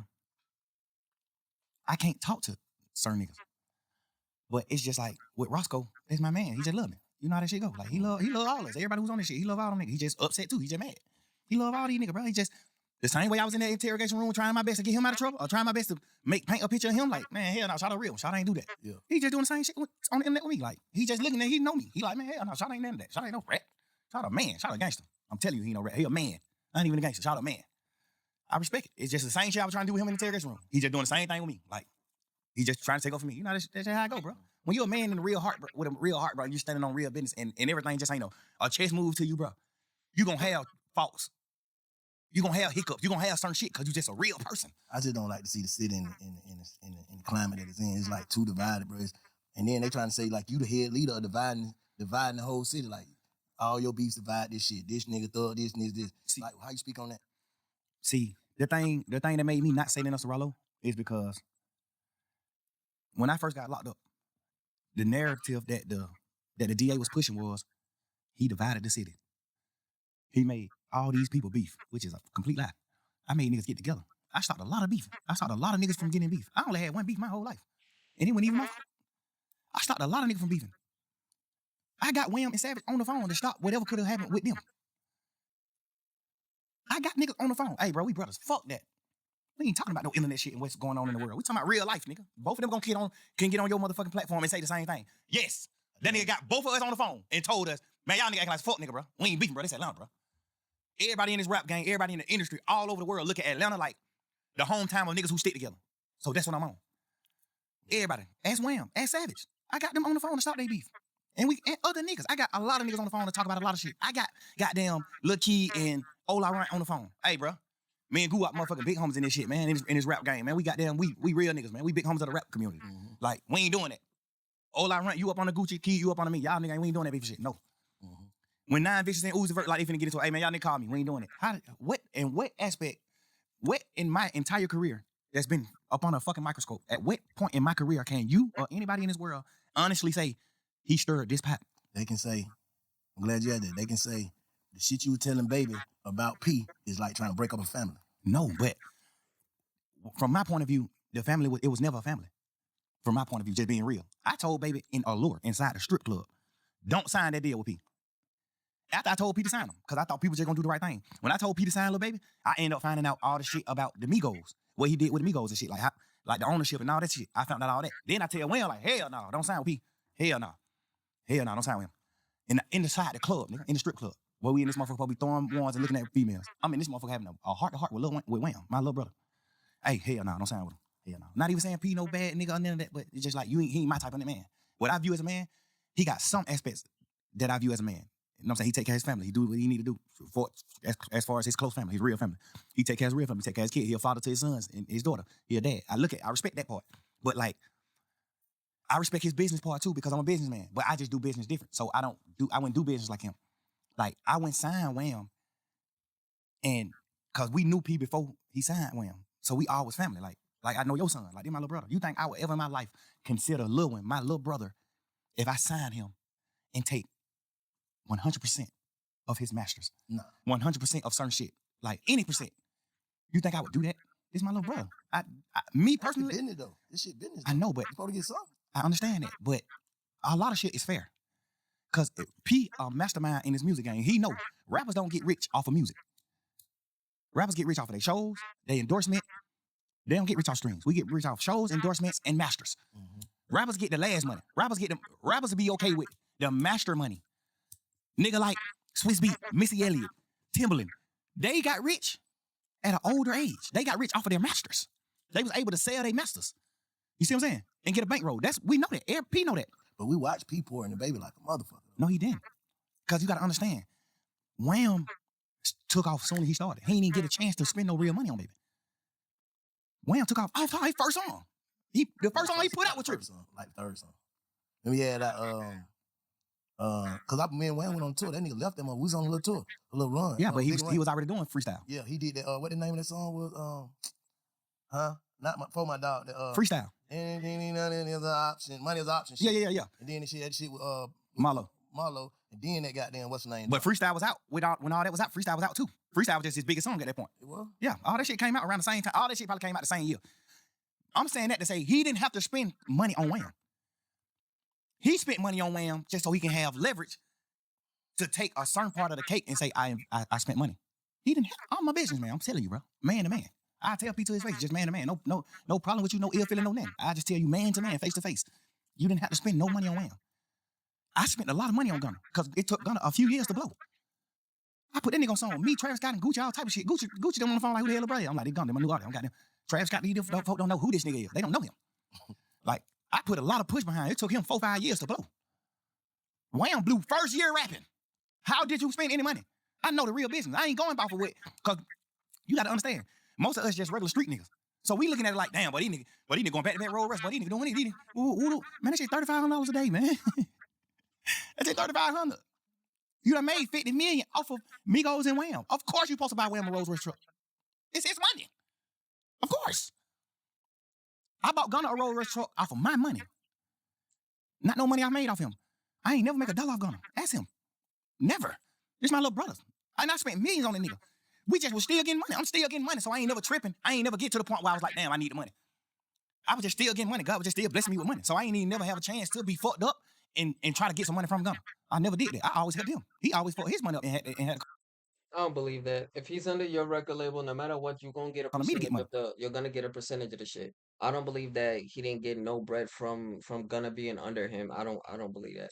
Always. I never made $1 off of this nigga, bro.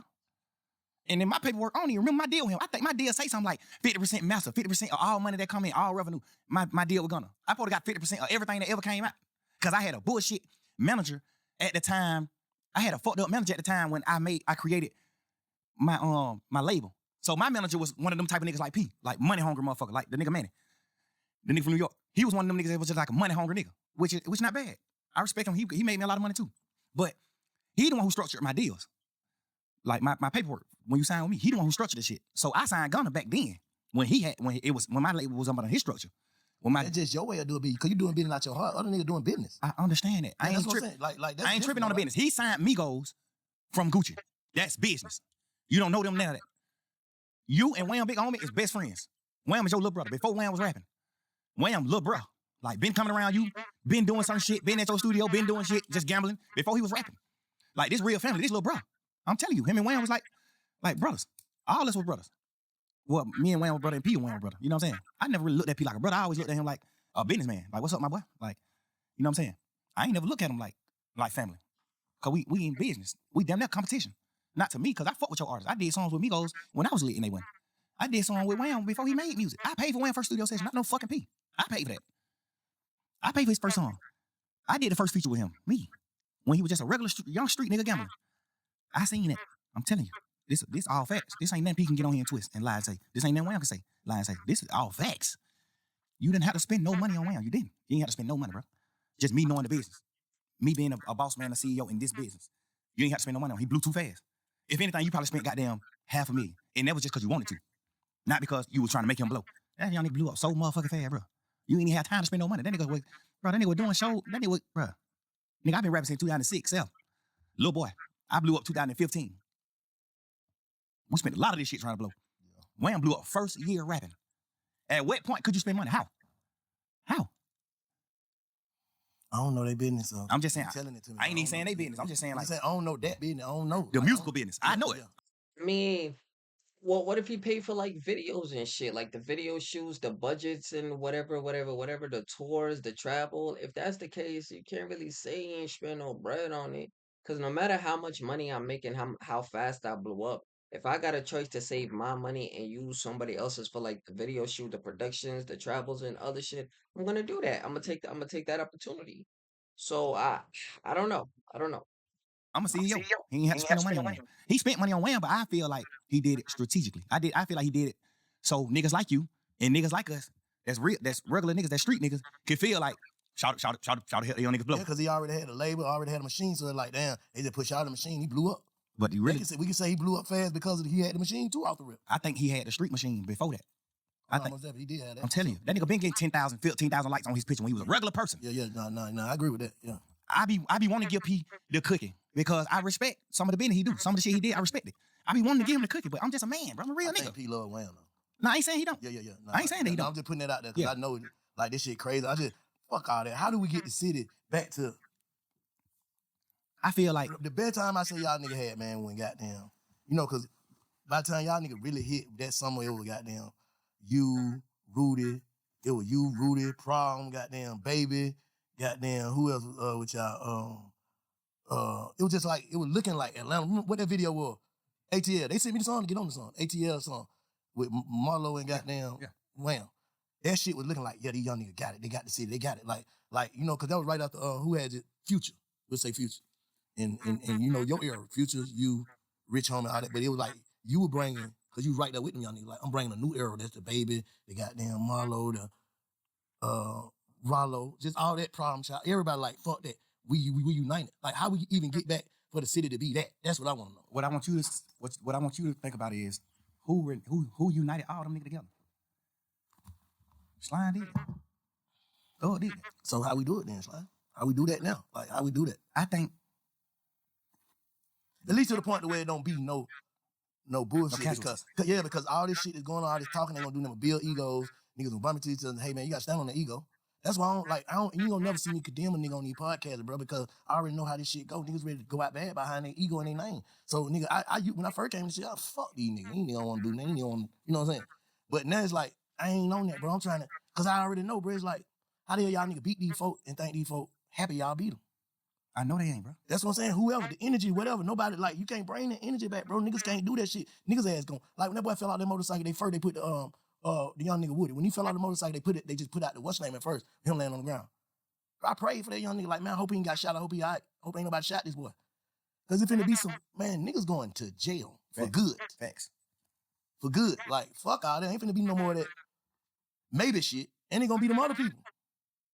Better rallies. Yeah, so what the fuck? I know niggas, man. I don't know, man. I don't know if niggas. I'm too old, bro. I'm 47. I can't go sit in that motherfucker. So I be trying to tell these niggas, God like, damn, you 47? yeah. Yeah, damn, I'm you just 47. saying, bro. I ain't trying. Now, I listen. learned my lesson. Bro, I was at the thing I don't like about what Rollo said is, why is you painting that picture knowing that I'm the reason a lot of niggas cool with each other? And the DA just painted the same picture. That's police shit to me, bro. You can't get on the internet and say, fuck nigga, you really divided the city. How? How the hell did I divide the city? I brought the city together. I was at odds with Lucha. I mean, you could have brought the city together at one point, but if you calling everybody to say, "Yo, don't be doing business with X, Y, and Z," because he did A, B, and C, you kind of dividing the city, low key, gang. Low key, you kind of doing that. Ask Niggas Lucha had this. the big side, though. No, yeah, for sure. Of Niggas had course. the big side, so that's dividing, though. No, Because if a nigga don't fuck with you, niggas ain't fuck with you. no, that's not divine, bro, because you gotta know you gotta know the background. You gotta know what's happening behind the media. You gotta have when me and Lucha was at odds and in the hype in the hype of the beef. Ask Lucha what I did on him. At the hype of it. Bro, this shit ain't got nothing to do with me or you. Let's make a song. I don't want no smoke with you, bro. I tweeted it. Go on Twitter. It's on my Twitter still. But they Back consider then. it trolling. No, it's not, I nigga. say it could be considered as trolling. Man, if a nigga get on the internet and say, you're a sissy, you're a punk, nigga, I fucked your hoe, woo, woo, woo, woo. If a nigga get on the internet and say all that, and I get on the internet and go up on his, if I reply to him on the internet and say, my nigga, I don't want no beef with you, no none of that, let's do a song, bro. That's not trolling. I'm saying, And I ain't saying it was trolling. I'm saying You it could can be know- considered it that. could be considered as Yeah, trolling. but ask Lucci yourself, and I bet you he gonna say it wasn't trolling. Oh, you saying because you know he can't take it. I'm talking about the people perception. For sure, I ain't He fuck say- the people. We talking about us, real You life. saying he know, like, you already had them reached out to him before you even put that up. And- You said to him and in public. I said in public, at the hype of it. I'm not known for that. Thug known for standing his ground. A nigga say something about, man, nigga, fuck you, what? I'm on that. You know I'm on that. What? I'm not known for that. Nigga, I stopped from doing that and said, bro, let's do a song. I did him on Instagram too. We did him on Instagram. I'm like, lame man, nigga, let's do a song. I don't want no beef with you, bro. It's gonna doing a song, it's gonna be bigger than beefing. I'm telling you. I could bring you up to my level. I'm telling you. I DM'd him this. But you know, we in the hype of the beef. But don't nobody know that though, son. I know that, but I don't care to express it neither, because I'm a real man and I don't do shit for certain reasons. I do it because what I feel. Like, this me. You know what I'm saying? Now we get to the point where I'm doing the interview with you. Now I'm telling the world, like, that's what I'm making a point when you said, how could Rollo do that? I'm showing you how he could feel. No, because I done had conversation with him too. Oh. I done had conversation with Rollo too many times before he read it. I done had too many conversations with this boy. I wasn't even tripping on him writing because it don't got nothing to do with me. I'm mad that you did what wrong because I looked at you like a real nigga. But it don't got nothing to do with me, so I ain't tripping. I ain't gonna fuck with you, but that don't got nothing to do with me, so I ain't tripping. You see what I'm saying? But a nigga came out, the same nigga who said that, like how what's his name did. He said that, man, such ain't tell on me. That's what Roscoe said, right? Yeah. Clean and Listerine. Yeah. That Roscoe said. The nigga Sean, who nigga saying told on Rollo, came and said the same shit. Like, bro, they must trying to put some shit together, bro. Like, basically, you ain't tell on me. So, but no, that ain't basically you ain't telling me. What he saying? He didn't tell Rollo. If I say, why would he be on the phone with this nigga? This nigga got dog food cake. Why would he be on the phone with Rollo? I'm just asking. I'm playing dumb. Why would he be on the phone with Rollo acting like nigga you ain't telling me? Nigga, you can't call me if you told on me. This the difference. You got a man who ain't really got nothing going on in the world. So he damn near gotta go for certain shit. He damn near, cause shit, Rollo is the nigga in they hood. He the nigga who getting the money he getting in they hood. He damn near gotta take care of you, even though you locked up for some Fam, boom. shit. For some shit that could possibly have something to do with him. Or some shit like that. He the nigga, like you damn near got to just go with him. You don't got no other help. That's number one. But them ain't facts though. That could be. I'm just saying that could be. Could be, okay. When it comes to certain niggas. Okay, yeah. Like, and then we gonna speak on the real facts. We ain't gonna speak on what some could be. The real facts is you have paperwork where you're saying, yes, he said this. Yes, he said this. Yes, he do this. Yes, you got paperwork Where on you. Paperwork at, though? He got a big ass book. That ain't in that book. Bro. What the paperwork at? Bro, that nigga done got so much shit sealed. And listen, bro, I don't even care to do all this type of shit in the interview. We can fast forward then. Man to man. Yeah. Rollo, I don't even give a fuck about who he told on. I know 100% he was gonna take the stand on me and Luchin. I know, nigga, that's a fact. On my freedom. That's a fact right here. On my freedom. Fact. He agreed to get on the stand on my case. Say what? Whatever he knew about me and Lucci beef, if he knew something. He ain't know that. He was in jail then the whole time we beefing. You just squealing, bro. You just in the bitch. You just trying to get out of jail. You locked up for some punk ass, pet ass weed. Nigga, sit down. Like, you did all this extra shit, all this extra talk, bro. Well, I wasn't in there for no punk ass, petty ass weed game. That nigga Rollo was damn near the next BMF. At least he was trying to be, bro. This nigga Rollo was moving weight, and this nigga came up stupid quick, bro. This nigga Rollo was really pushing. Wasn't no petty ass weed game. Let's keep it a stack. I know for a fact you were gonna take the stand on my case and Lucci case. All right, we finna fast forward this shit. How do we stop giving a fuck about what goes on in the real street? Niggas is millionaires now, bro. Like, how do we stop giving a fuck about this street shit? That's all I'm saying. Like, I think we got to better than a nigga, but how do we stop giving a fuck? Because to some people, the shit we talking about is ignorant. To some people, yeah. To some people, but not where we from. We try to uphold some shit though. Ain't even about upholding. It's about manhood, bro. We men, bro. We ain't gonna do that. No, I'm asking. No, we men. But I'm still having a conversation with you though. Fuck, I don't get that. We make $1 trillion. But still, though, it's still. Would you look at Elon Musk like, but you ain't? If Elon Musk fuck a young girl, is you gonna look at it like, man, that nigga made billions of dollars, but that nigga he mind a whole nother place? No, nigga, right is right, wrong is wrong. I don't give a fuck what you made. Right is right, wrong is wrong. Bro, I'm trying to be rational, make some rational about this shit. Bro, I swear to God, bro. Like, I don't got no problem with Rollo. I'm one of the first niggas in the city that did any type of fucking with Rollo. Me and Rollo had real smoke. I got on the phone with Rollo when he was in jail, like, hey, what's up, nigga? You good? I'm praying you get out, bro. Woo. Nigga, you get out, push up on me. Like, I'm all for helping somebody, bro. I'm telling you, bro. This how I get. This what make me happy. Helping a nigga is what make me happy. Not even getting millions. But y'all nigga leading the game though, bro. Like, we what? Leading the game. Like, you one of the biggest niggas in the game, bro. I understand. So it's like, you gotta kind of set a precedent for the young niggas. You know what I'm saying? Like, all right, cool. That cool. That what we know, bro. All this shit you talking about come from trauma. You saying it, man, but it come from trauma. You just said you was just a kid, didn't know nothing till your brother got killed. That shit fucked you up in front of your face. Like, damn. Fuck that. Then murder came to your mind. Then this shit came to your mind. Then the way a nigga living, all this shit. That shit is untreated. Some untreated shit, bro. The way a nigga think is untreated, dog. That's all I'm saying. I ain't saying that a nigga, nobody wrong, nobody no fuck nigga. Everything that we all went through and going through is a trick bag. I'm already knowing it. That's why I don't go against niggas. I don't go against niggas, bro. I try my best to put my best foot forward, bro. I always do, bro. You know how much shit I can talk to you about right now, bro? You gonna say, damn, but these niggas is fuck niggas. I don't care to talk about that shit because we just move forward. I'm happy as fuck. I'm running around living my life. Well, I think I'm happy.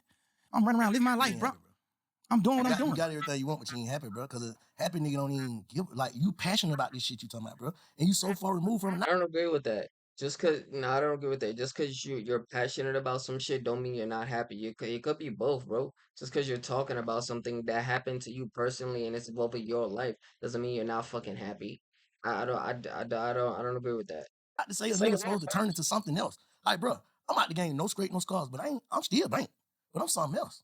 Yeah, but you got to think with.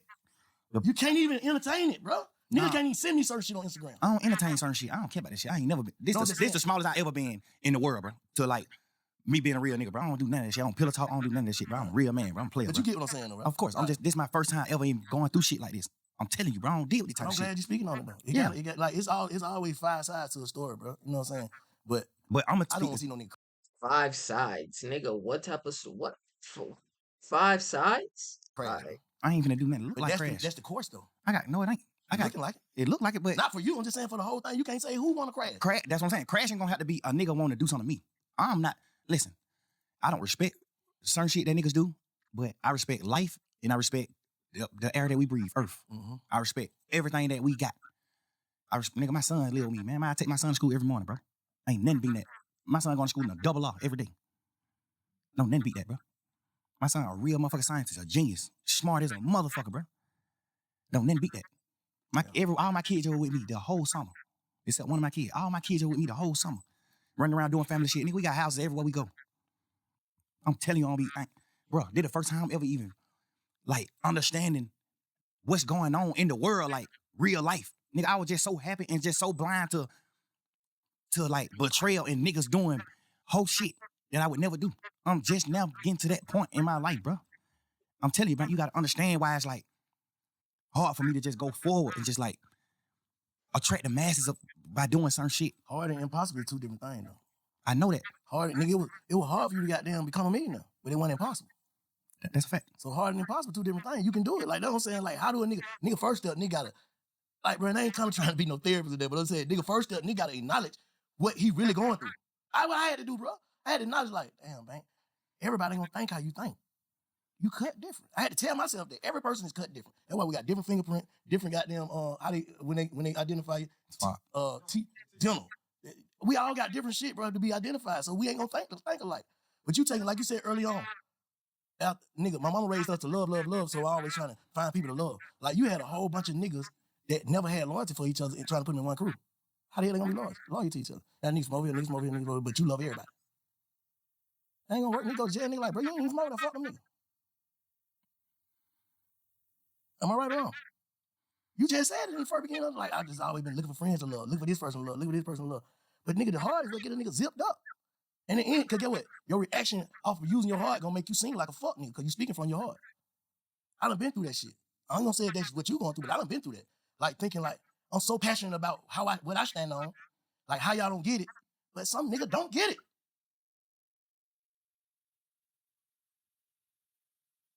Now I don't get it, right?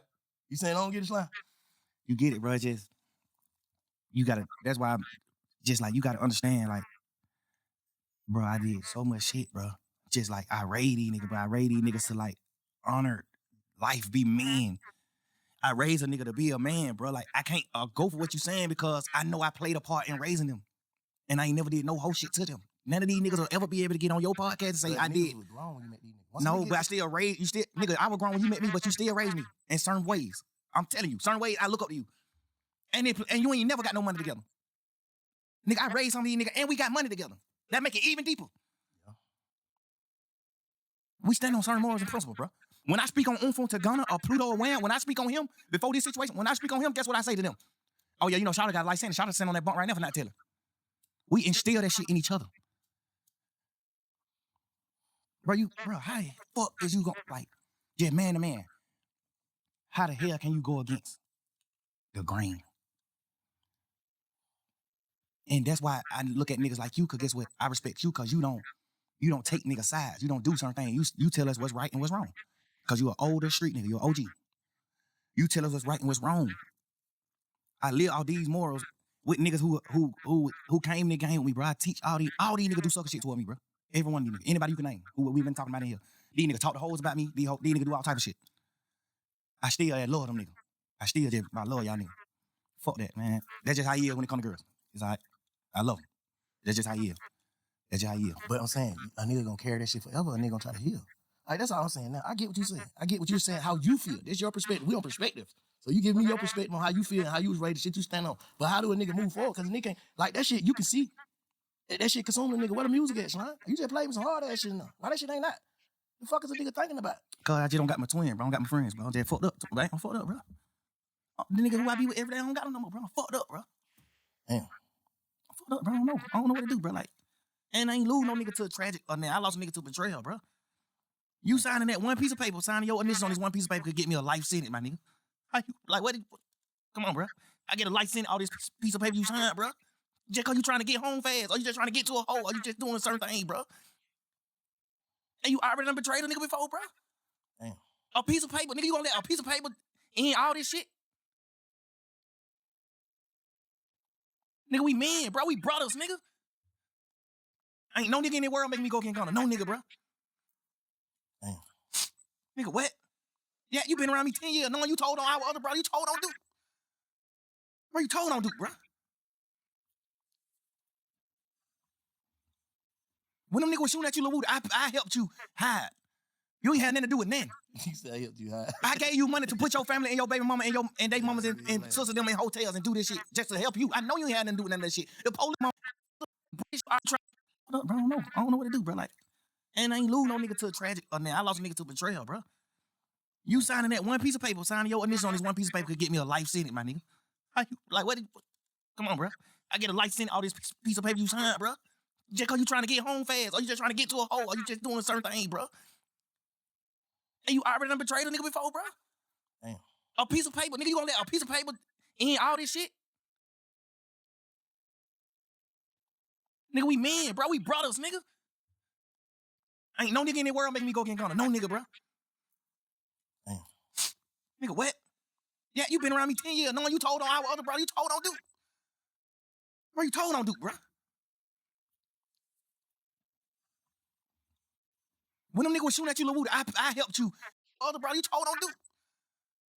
Bro, you told on Duke, bro. When them niggas was shooting at you, Lil Woody, I helped you hide. Hold on. You ain't had nothing to do with I nothing. gotta do He some said I research helped real you quick. hide. I gave you money to put your I gotta family do and your some baby mama research and real your. quick. Okay. All right, I'm back. Oof. Okay. Think I got a little bit more context, but it's not really necessary for the video. So let's hold on. Let me see how long this shit been going. I gotta check that. How long we been going? 2 hours and 7 minutes. All right, Them let's niggas was finish shooting at this. you, Lil Woody, I helped you hide. You ain't had nothing to do with nothing. He said I helped you hide. I gave you money to put your family and your baby mama and they mamas and sisters them in hotels and do this shit just to help you. I know you ain't had nothing to do with none of that shit. The police know you ain't had nothing to do with none of that shit. But the niggas in the street didn't know though. It don't matter. It's up. It's a war at this point. At this point, it's a war. Hide your kids, hide your wife, nigga, go to war. Cause you been standing on it. This whole beef started because of you. The whole shit started because of Lil Woody. Damn. Fuck, nigga, why? How the fuck you gonna tell, nigga? This shit started because of you. Damn. The whole case, bro. This shit because of you, my boy. The whole case because of Woody. Some sucker shit this nigga did to nut them. Some sucker shit. We just being real niggas and your brothers and standing behind you. Fuck that. You did some suck ass shit, but boy, these niggas better fuck with you. Damn, bro, he crying. Like he tearing it. So there might be some truth into this shit, bro. There might be some legitimacy, some the he is speaking from a place of hurt. I will say that he is speaking from a place of hurt and a place of betrayal. Rather, rather, whether or not the betrayal is, I don't want to say valid because if you feel betrayed, you're the one that decides that. But my thing is right.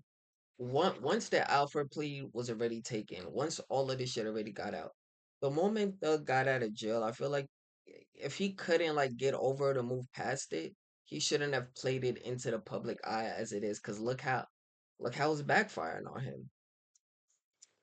Damn. Now you got Shannon Yak, me, Duke. And everybody else who got them on our side, you got all us going through shit because of your own action that you did on your own time. And you folded. You told. You did the worst. I'd rather you tell the ops where I live than tell the police. Nigga, we go to prison forever. Nigga, I'd rather die than go to prison. You better off telling the ops where I'm at, bro. What the fuck you mean move forward, man? You want me to just get out of jail like these pussy ass niggas and just go forward and don't speak on shit? Just go forward and live my life. Just woo-de-doo. Yeah, I got blessed. They let me out of jail. Woo-de-doo, woo-de-doo. I can't. I don't know, man. 2 years supposed to be healing, bro. You in there talking How shit. the fuck I'm a heal in the midst of the fire? How I'm a heal in fire? Damn. Tell me, So how basically what you saying, you trying to block out a lot of shit. You suppressing. That's what they call it. they're trying to go Still forward. trying to be young thug at the same time, trying to hold up an image, basically. Being a real nigga, I ain't holding no image. No, I'm just saying image. This shit ain't no image. This shit real life. I'm saying that you ain't hurt though. Oh, the image of I'm not being hurt Yeah, for no, sure. I'm talking about, I ain't even that's know. an image because a nigga be hurt. Yeah, but I ain't never even woke up until right now talking to you and noticed that I was hurt. I ain't never even knew that. I just thought I was just running around just living life like, fuck this shit. God just made me a happy person. I'm just happy. I think I'm happy. That's why I just told you earlier when you said, why you ain't just doing what you supposed to do when you got out of jail? What I know you to do, bro. Why you ain't just being Michael Jackson? Nigga, I thought I was. I thought I was happy. Hey, I'm just chilling. I still just wake up some days and get in my feelings about certain shit. Cause I feel like, Gunna, you my brother. I love you to death, nigga. Why you ain't gave me an explanation? You not get in touch with me, nigga. My daddy put me in your group text. I don't even want you to have my number. My daddy put us in a group text. I call my members like, hey, who the hell number this is? He got them, made some phone call. He come back, that's Gunna number. I tell my daddy, man, what the fuck would you put me on text with this nigga for, bro? What the fuck you got going on? Cause he knowing too. Like nigga just hurt, bro. Nigga. Man, I think goddamn. But guess what? Gunna didn't take advantage of that. I wouldn't even probably care to hear the shit anyway, cause I feel like once you break a rule from your manhood, once you rat or once you turn, and I don't got nothing against people. It's people that work for me. But when I look at you a certain way, if I look at you, if I meet you and you, it's like, okay, if I meet you and you portraying that you a man and you not, I don't got nothing against people. Yeah, no, I get what You know what I'm saying? If you portraying a certain thing, you deceiving. right? Yeah. I can't look at you the same. Yeah. I ain't mad at you for being, so what? Everybody, whoever, so what, nigga? Mm-hmm. I don't got no problem with people. People work for me right now. Yeah. I'm damn near around people every day because they work for me. I don't got no problem with them. I don't hate that I even brought this shit. I don't want you to take it out, but I hate I even brought it up because I don't even want the LGBT. I don't even want that community to even think that I'm against them. I'm overly with y'all. You saying DL, bro? That's what you speaking on. Like if I look at you like a man and we fucking bitches together, girls together, and we doing certain shit, and I look at you in a man like, but that nigga, and then I find out it ain't really nothing you can say to me. Yeah. I'm gonna just look at you like you broke a man code. You broke a code that men with backbone stand up to. You broke that code. You can talk, you can say whatever you want to say. You broke a man code. I don't look at you the same. But in real life, I don't even want to hear what you gotta say, but you still supposed to be a real nigga to say, I'm finna say it. I don't give a fuck if you want to hear it or not. I'm finna say it to make sure he know. And that's why I'm doing this interview. He might not be one he wants to. I'm just speaking stir the pot. That ain't stirring the pot. Saying, get on the internet and saying how you feel about betraying your brother. How the fuck is that stirring the pot? Yeah. How? You ain't getting on the internet saying, oh, this nigga did this nigga did this, and bring other. You ain't doing all that. You get on. He has a point. Like he's speaking from like no, he's speaking from his truth, but it shouldn't be. Yo, that's why people need to separate their I guess especially celebrities, their public life from their private life. That not everything should be on the internet, especially when you got out and on a plea deal talking about you can't be rapping about no gang shit, you can't be doing this, and the third. Now, let's say he's posting all of this shit about Gunna rat this, Gunna rat that, this and that, and something happened to Gunna, God forbid, knock on wood, and something bad happened for Gunna, right? God forbid, they're gonna look at Thug like off the bat. They gonna go to Thug because of the post and everything you say. But it's rough, bro. It's rough. I get it, but yo, not everything should be in the internet. But you're a celebrity. Your damn life is already on the internet, so shit rough. The internet and saying, even if you're not on the internet, my daddy put us in text message. So you can't even do no interview in the future, in the near future. You can't do no interview and say, I ain't got his number. I ain't got in touch with him. You overly got my number. Overly. That just further my conspiracy.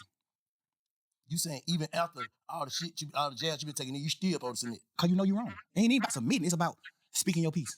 Did what it is, bro. Yeah. So basically, I don't like, bro. Imagine nigga, bro. We fighting to say YSL is not a game. Me and Bank best friend, they my mans. We done made all the millions in the world together. I gave you the millions. We ain't making them together. I gave them to you. You get on and you take a plea and say duct tape is a game and it must end. Just be a man. You don't think that you owe the explanation? What he say? Just get on and you take a plea and say duct tape is a game and you get on and you take a plea. I gave you the millions. We ain't making them together. I gave them to you. We fighting to say YSL is not a game. Me and Bank best friend. They're my mans. We done made all the millions in the world together. I gave you the millions. We ain't making them together. I gave them to you. You get on and you take a plea and say duct tape is a game and it must end. Just be a man. You don't think that you owe the explanation? No matter what Thug's saying. Thug can say Bank a rat all day. Bank a rat. He a motherfucking rat. Nigga, I can say that all day. And you can't say nothing about that because you did. But that's gonna stop you from giving me an explanation as a man. So maybe he need to get in touch with his feelings. As a man, bro, you supposed to, bro, this what I did what I was thinking. If you rocking with it, rock. If you're not, fuck it. How can you just do what you did to me and then just go live your life like ain't nothing happened? Like, how can you do it, bro? I can't do that.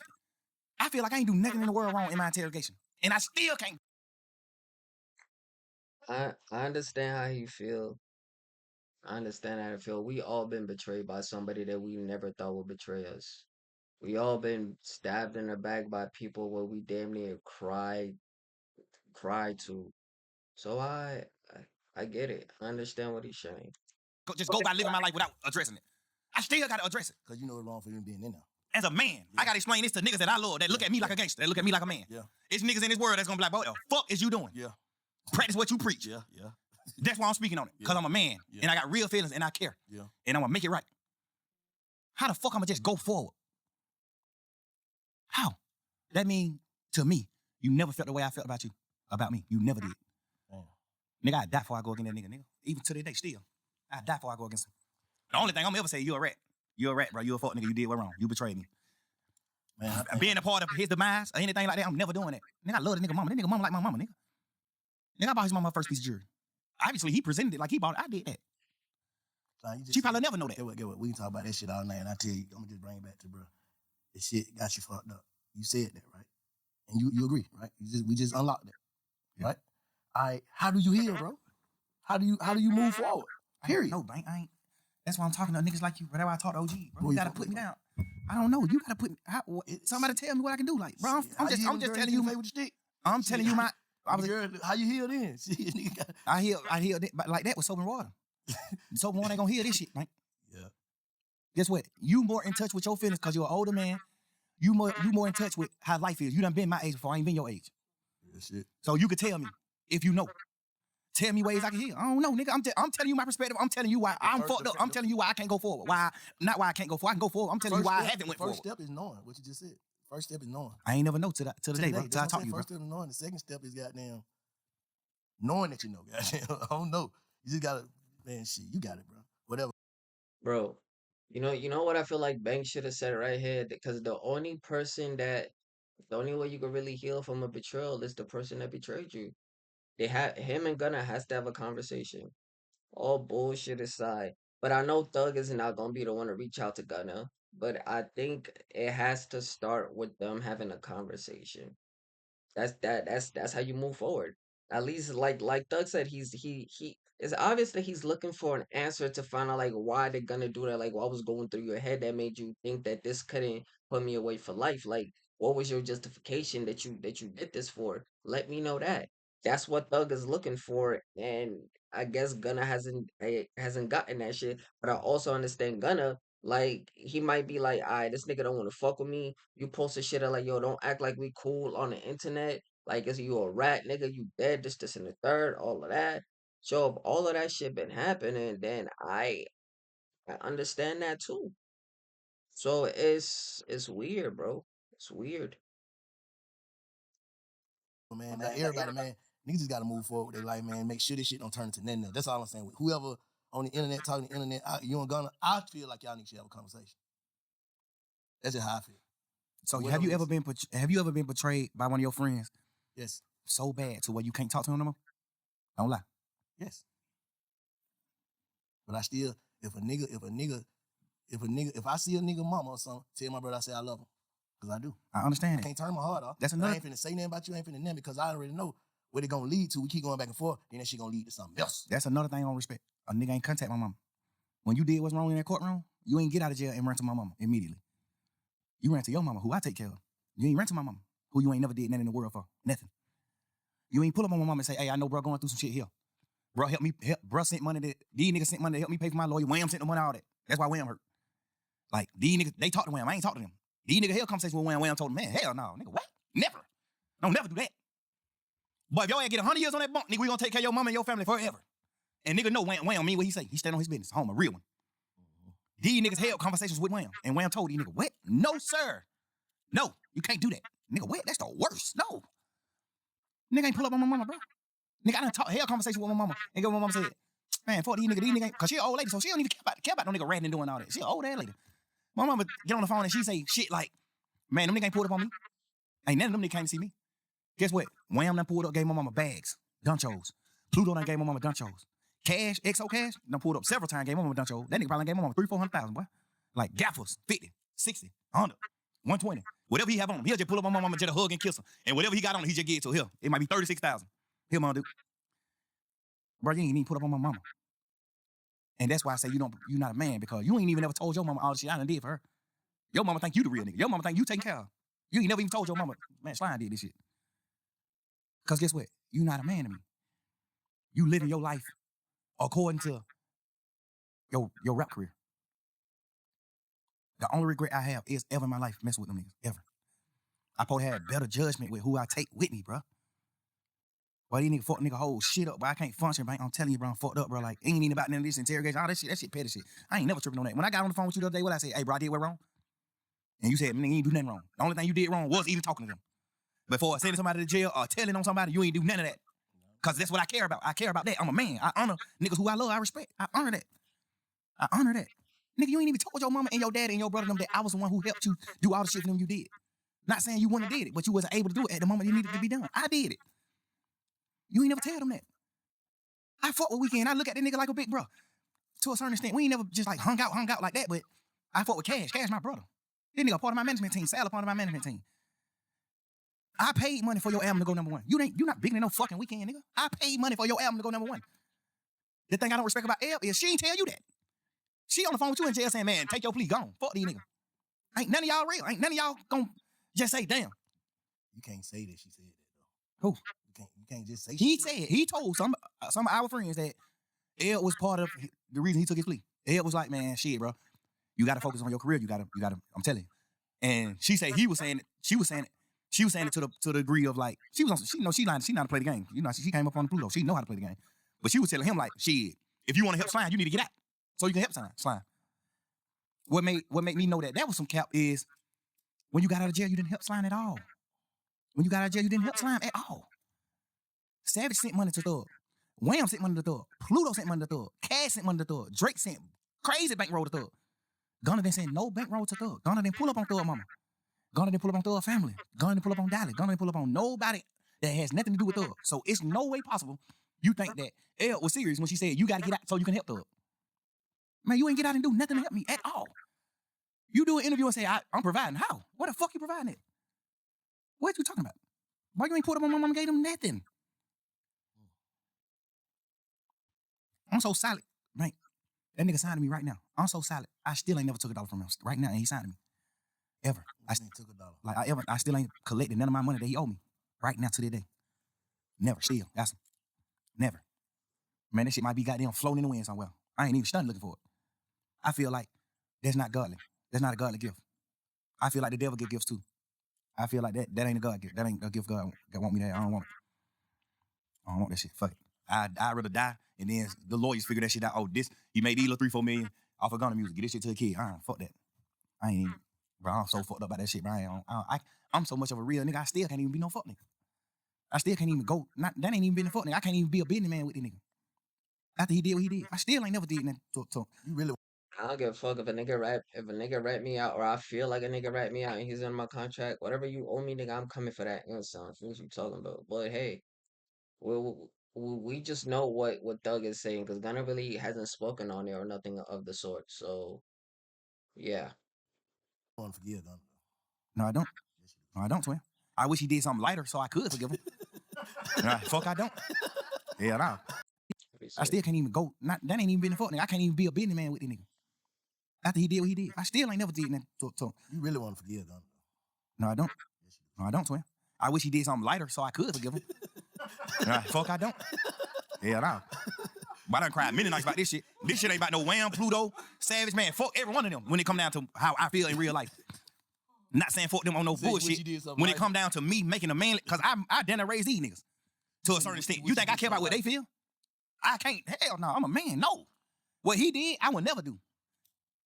That piece of paper you signed could have sent me to prison for the rest of my life. With Gunna taking that plea, was it harmful to me? Yes, 100%. How? You out? Because God.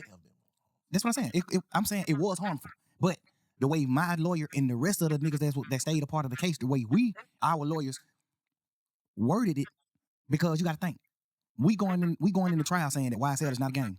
Now you got Gunna and the rest of these 7 niggas take a plea and say YSL is a game, except Duke. Everybody else who took a plea said YSL is a game. Now my lawyer, now we having a meeting, all the lawyers having a round table meeting. Now all the lawyers saying YSL ain't no game. These are the points we're gonna hit. This is what we're gonna do. YSL not a game. This is what we're going to. All lawyers are aligned. 100% all there. This is what we doing. Hold on. Break.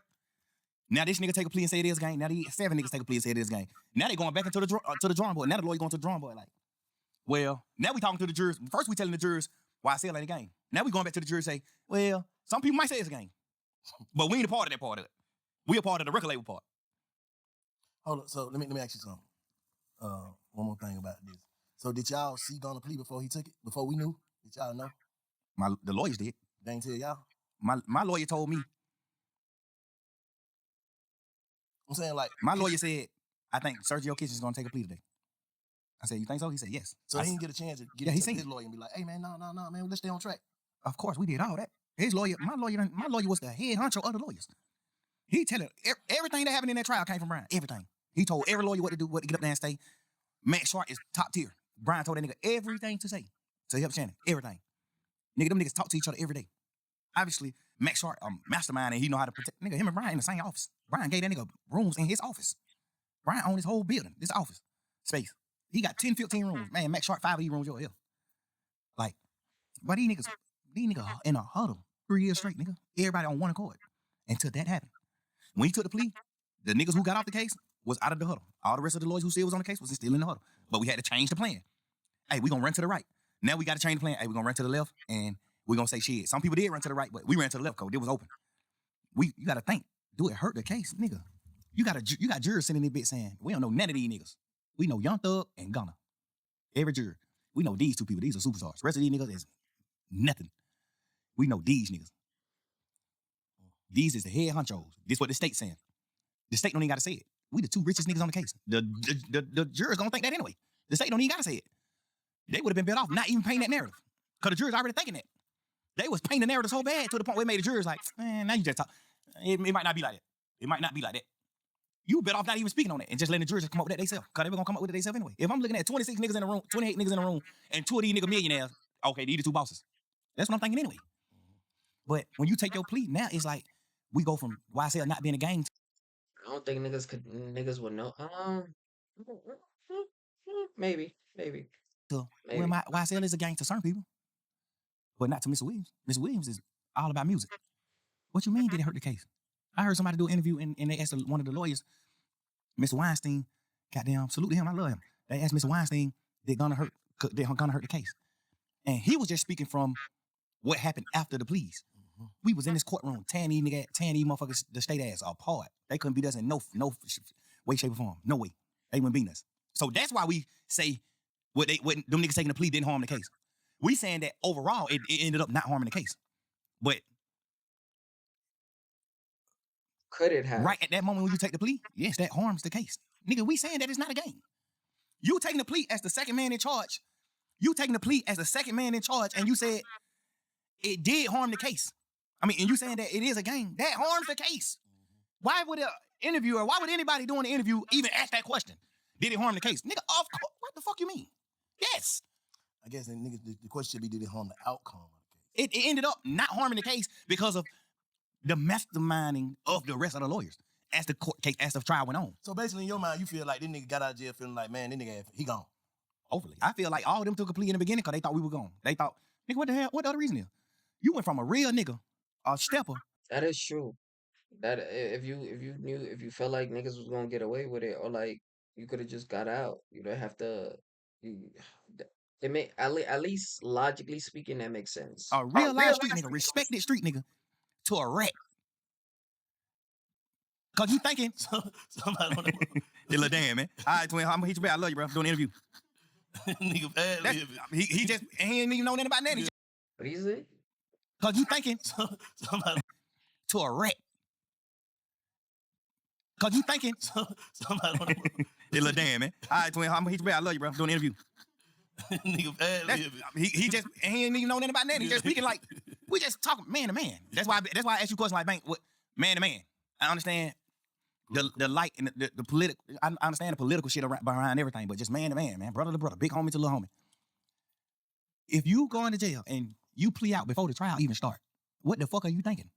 Boy, that shit over it. Man, you don't remember them Zoom calls that was all over the internet? The Zoom calls when we was going to court them first few times on Zoom. Before we made it to the courtroom, we was on Zoom. When we was going for bonds and shit. Man, you don't remember me asking that nigga on the Zoom? We don't even supposed to talk. I broke the law. I'm on the Zoom. I said, Gunna, you look at me on the Zoom. I say, you good? Chin up, nigga. You good? He say, yeah, that's some shit. I forgot what he said, but he just, the energy was just down. Not even on no bullshit, no funny shit in that. Like, the energy was that down. Yeah. So it just automatically made me start thinking like, little bro, you good? I'm not saying that you know rat. And then at that point, I'm just like, nigga, what you going through? You good?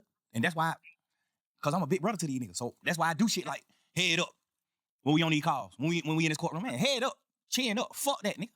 If we go to prison for the rest of our life, whoop they do. We go to prison, nigga. And we fight to get out this bitch. And we beat these folk, whoop they do. We beat them. We go forward.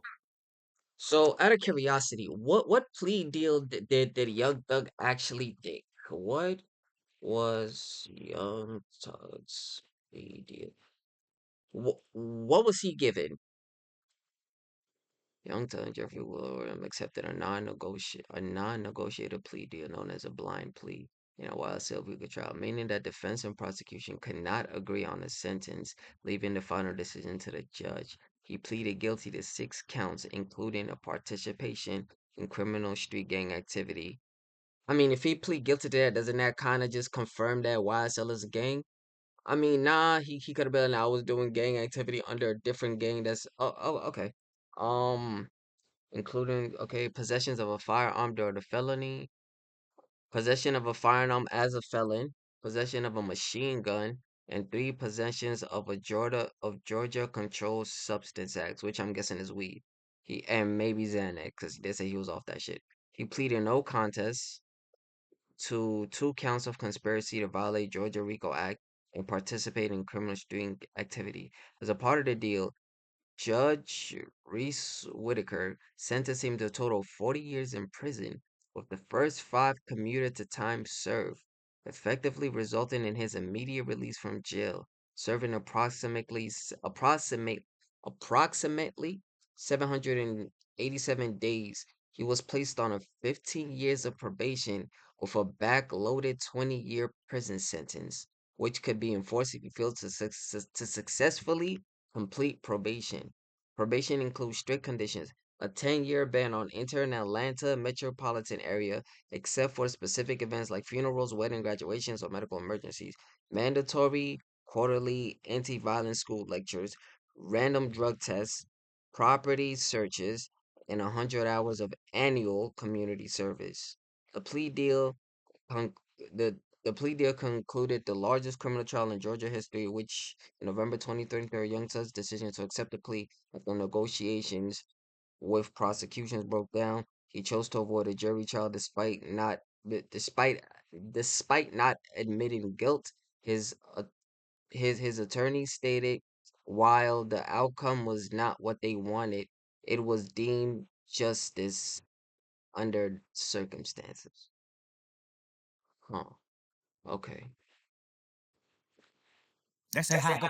But can a nigga feel like shit? 15 years on probation though, yeah, nah. Hopefully he beat that shit, but probation is not set up for niggas to win.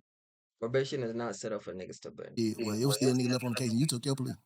Yeah, but my plea didn't say my plea couldn't harm nobody. You see what I'm saying? Yeah.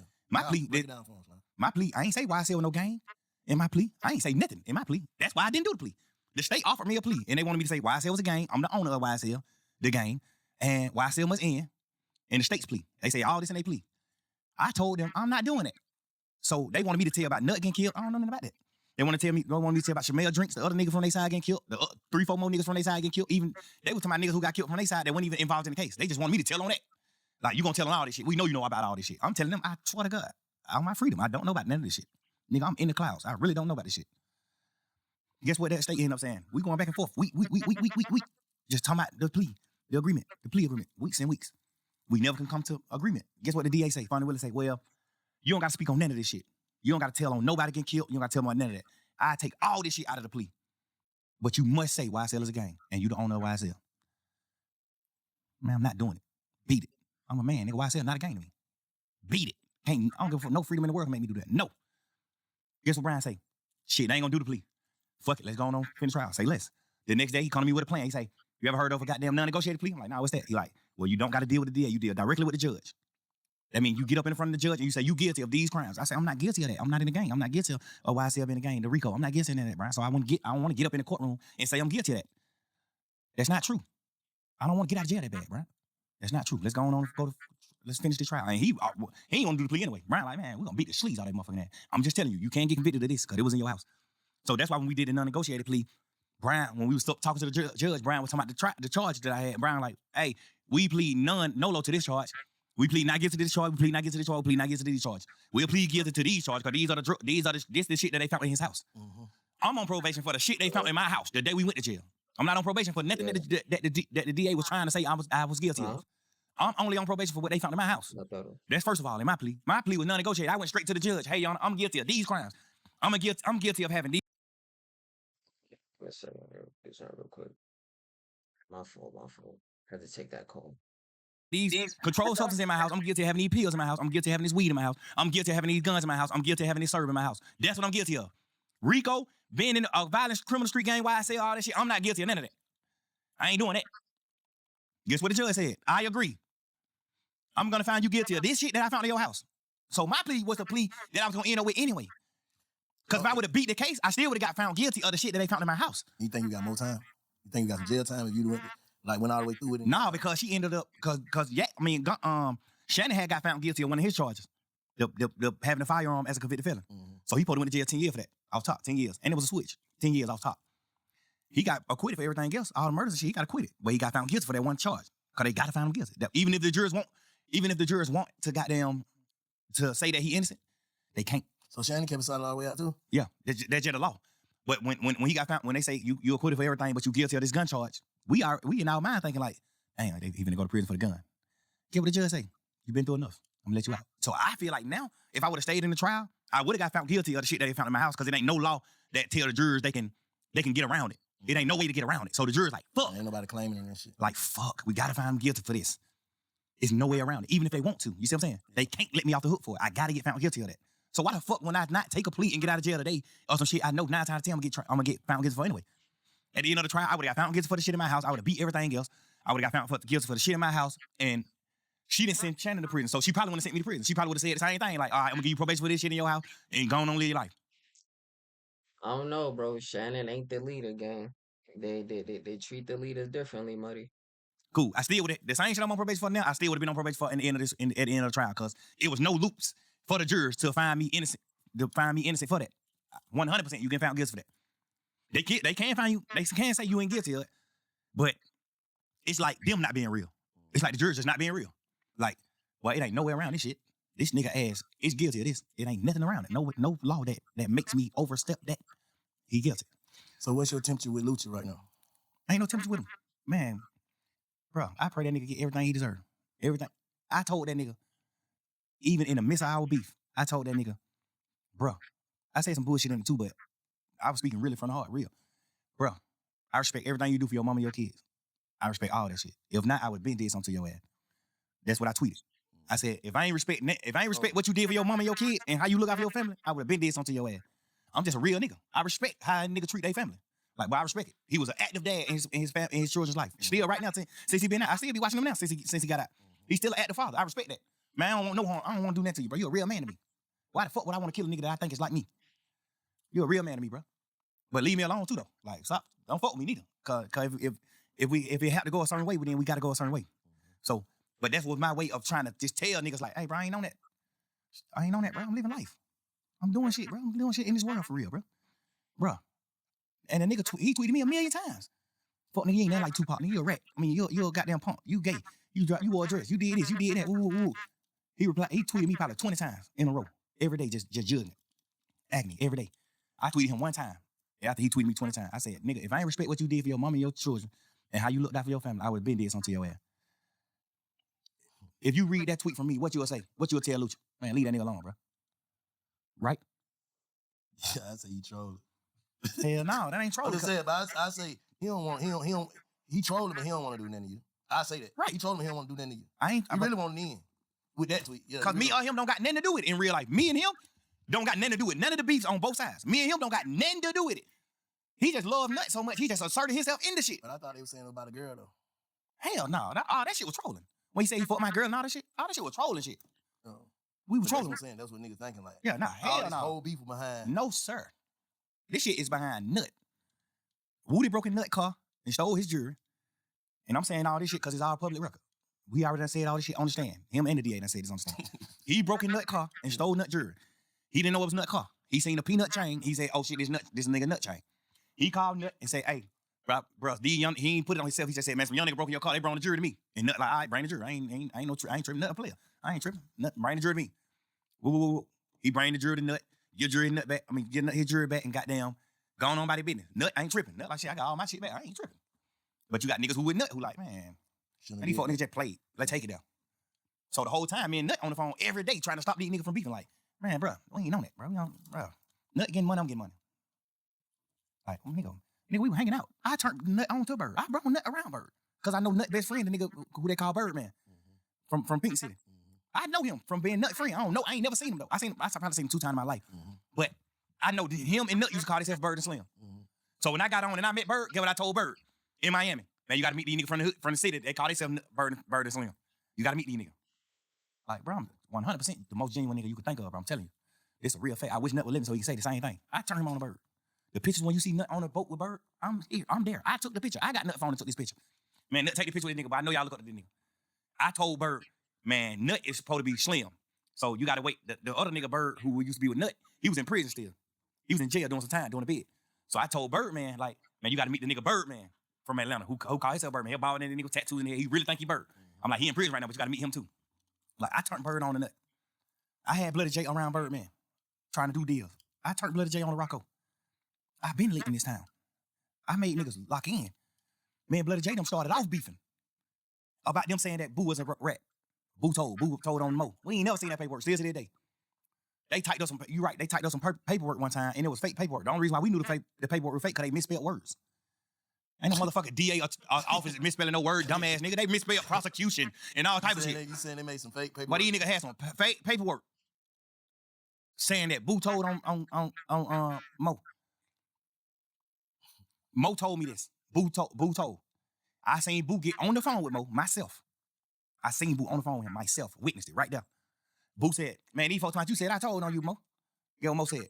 Man, I ain't told no nigga that. I ain't told nobody that. But I fuck with you, Boo. Man, every time I see you, we doubt. Like, yeah, I ain't told nobody that. I ain't say nothing about it. But Mo, you told me your damn self that Boo told on you. Man, these niggas had all this shit kept. I made these niggas get on the phone. Some paperwork though, that shit kind of different. Though. Yeah. You see some paperwork. What? When you see You're paperwork, supposed to believe that. When you see paperwork, this paperwork. Yeah, this shit paper. I don't give a fuck how they spelled it. I'm just Nah, saying. hell no. When a nigga see it, No, because you gotta. Everybody make human mistakes though. No, we gotta know theatrics. Hell no, nigga. When a prosecutor typing up, you can get a new trial for that. If they misspell some words in this paperwork, nigga, you can get a new trial. The fuck you mean? Them folks ain't making no mistake like that. I promise you that. Look at our paperwork. I bet you whatever you think you want to bet ain't no misspelled word in that motherfucker. Nigga, this the real law. Any mistakes, you can get a new trial. Anything. Nigga, folks ain't making no fucking mistakes. Nigga, you crazy? Especially on those certain words. They are prosecutors. Big Bank is motherfucking big facts. How the fuck I'm gonna go for some paperwork and Big Bank spell big facts wrong? Nigga, what? How the hell the prosecutor gonna spell prosecution wrong? What are you talking about? Nigga, beat it. What are you talking about? And they had more than one misspelled word. They had like 4 or 5 misspelled words on the first piece, on the first sheet. The state of Georgia versus this. That was wrong. That spelling was wrong. Like, man, y'all done made 15 goddamn misspelled word on the first piece of paper. Beat it, man. That shit ain't real. That shit ain't real. But even if it is, God bless the dead, Boo dead. So what? Even if it is. Even when I figured out, because Mo told me himself that Boo told.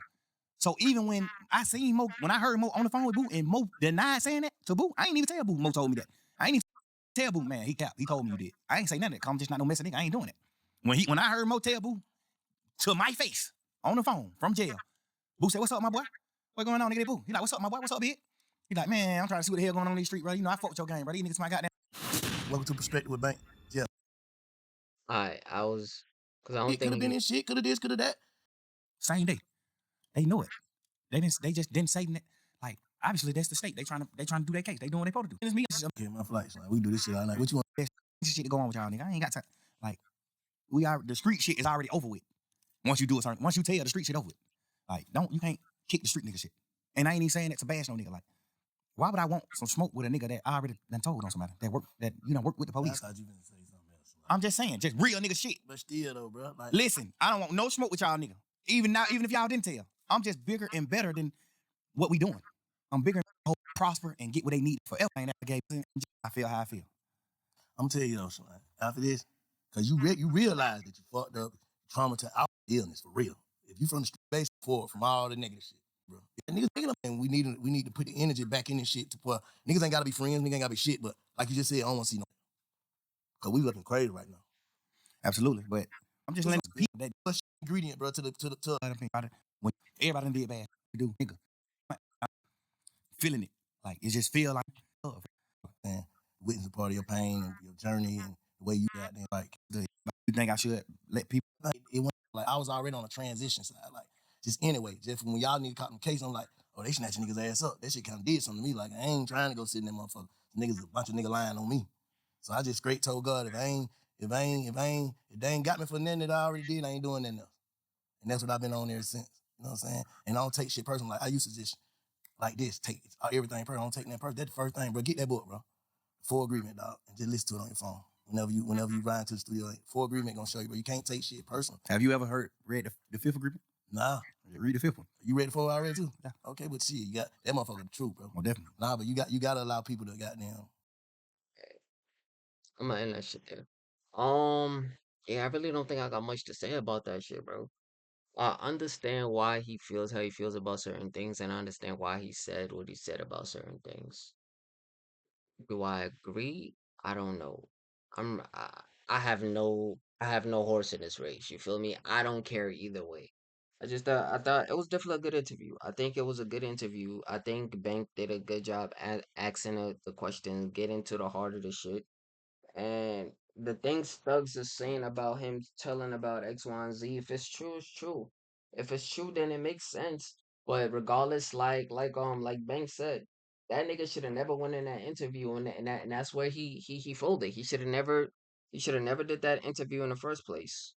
But is that's neither here nor there, and I think it's a little too late for that shit, anyways. But that's really all I gotta say, man. If y'all stuck around this long, damn, appreciate that. And if y'all wanna watch the whole interview by yourself, without my talking shit, link is gonna be in the description. I'm gonna catch y'all niggas later, man. Yo, I love y'all. Peace.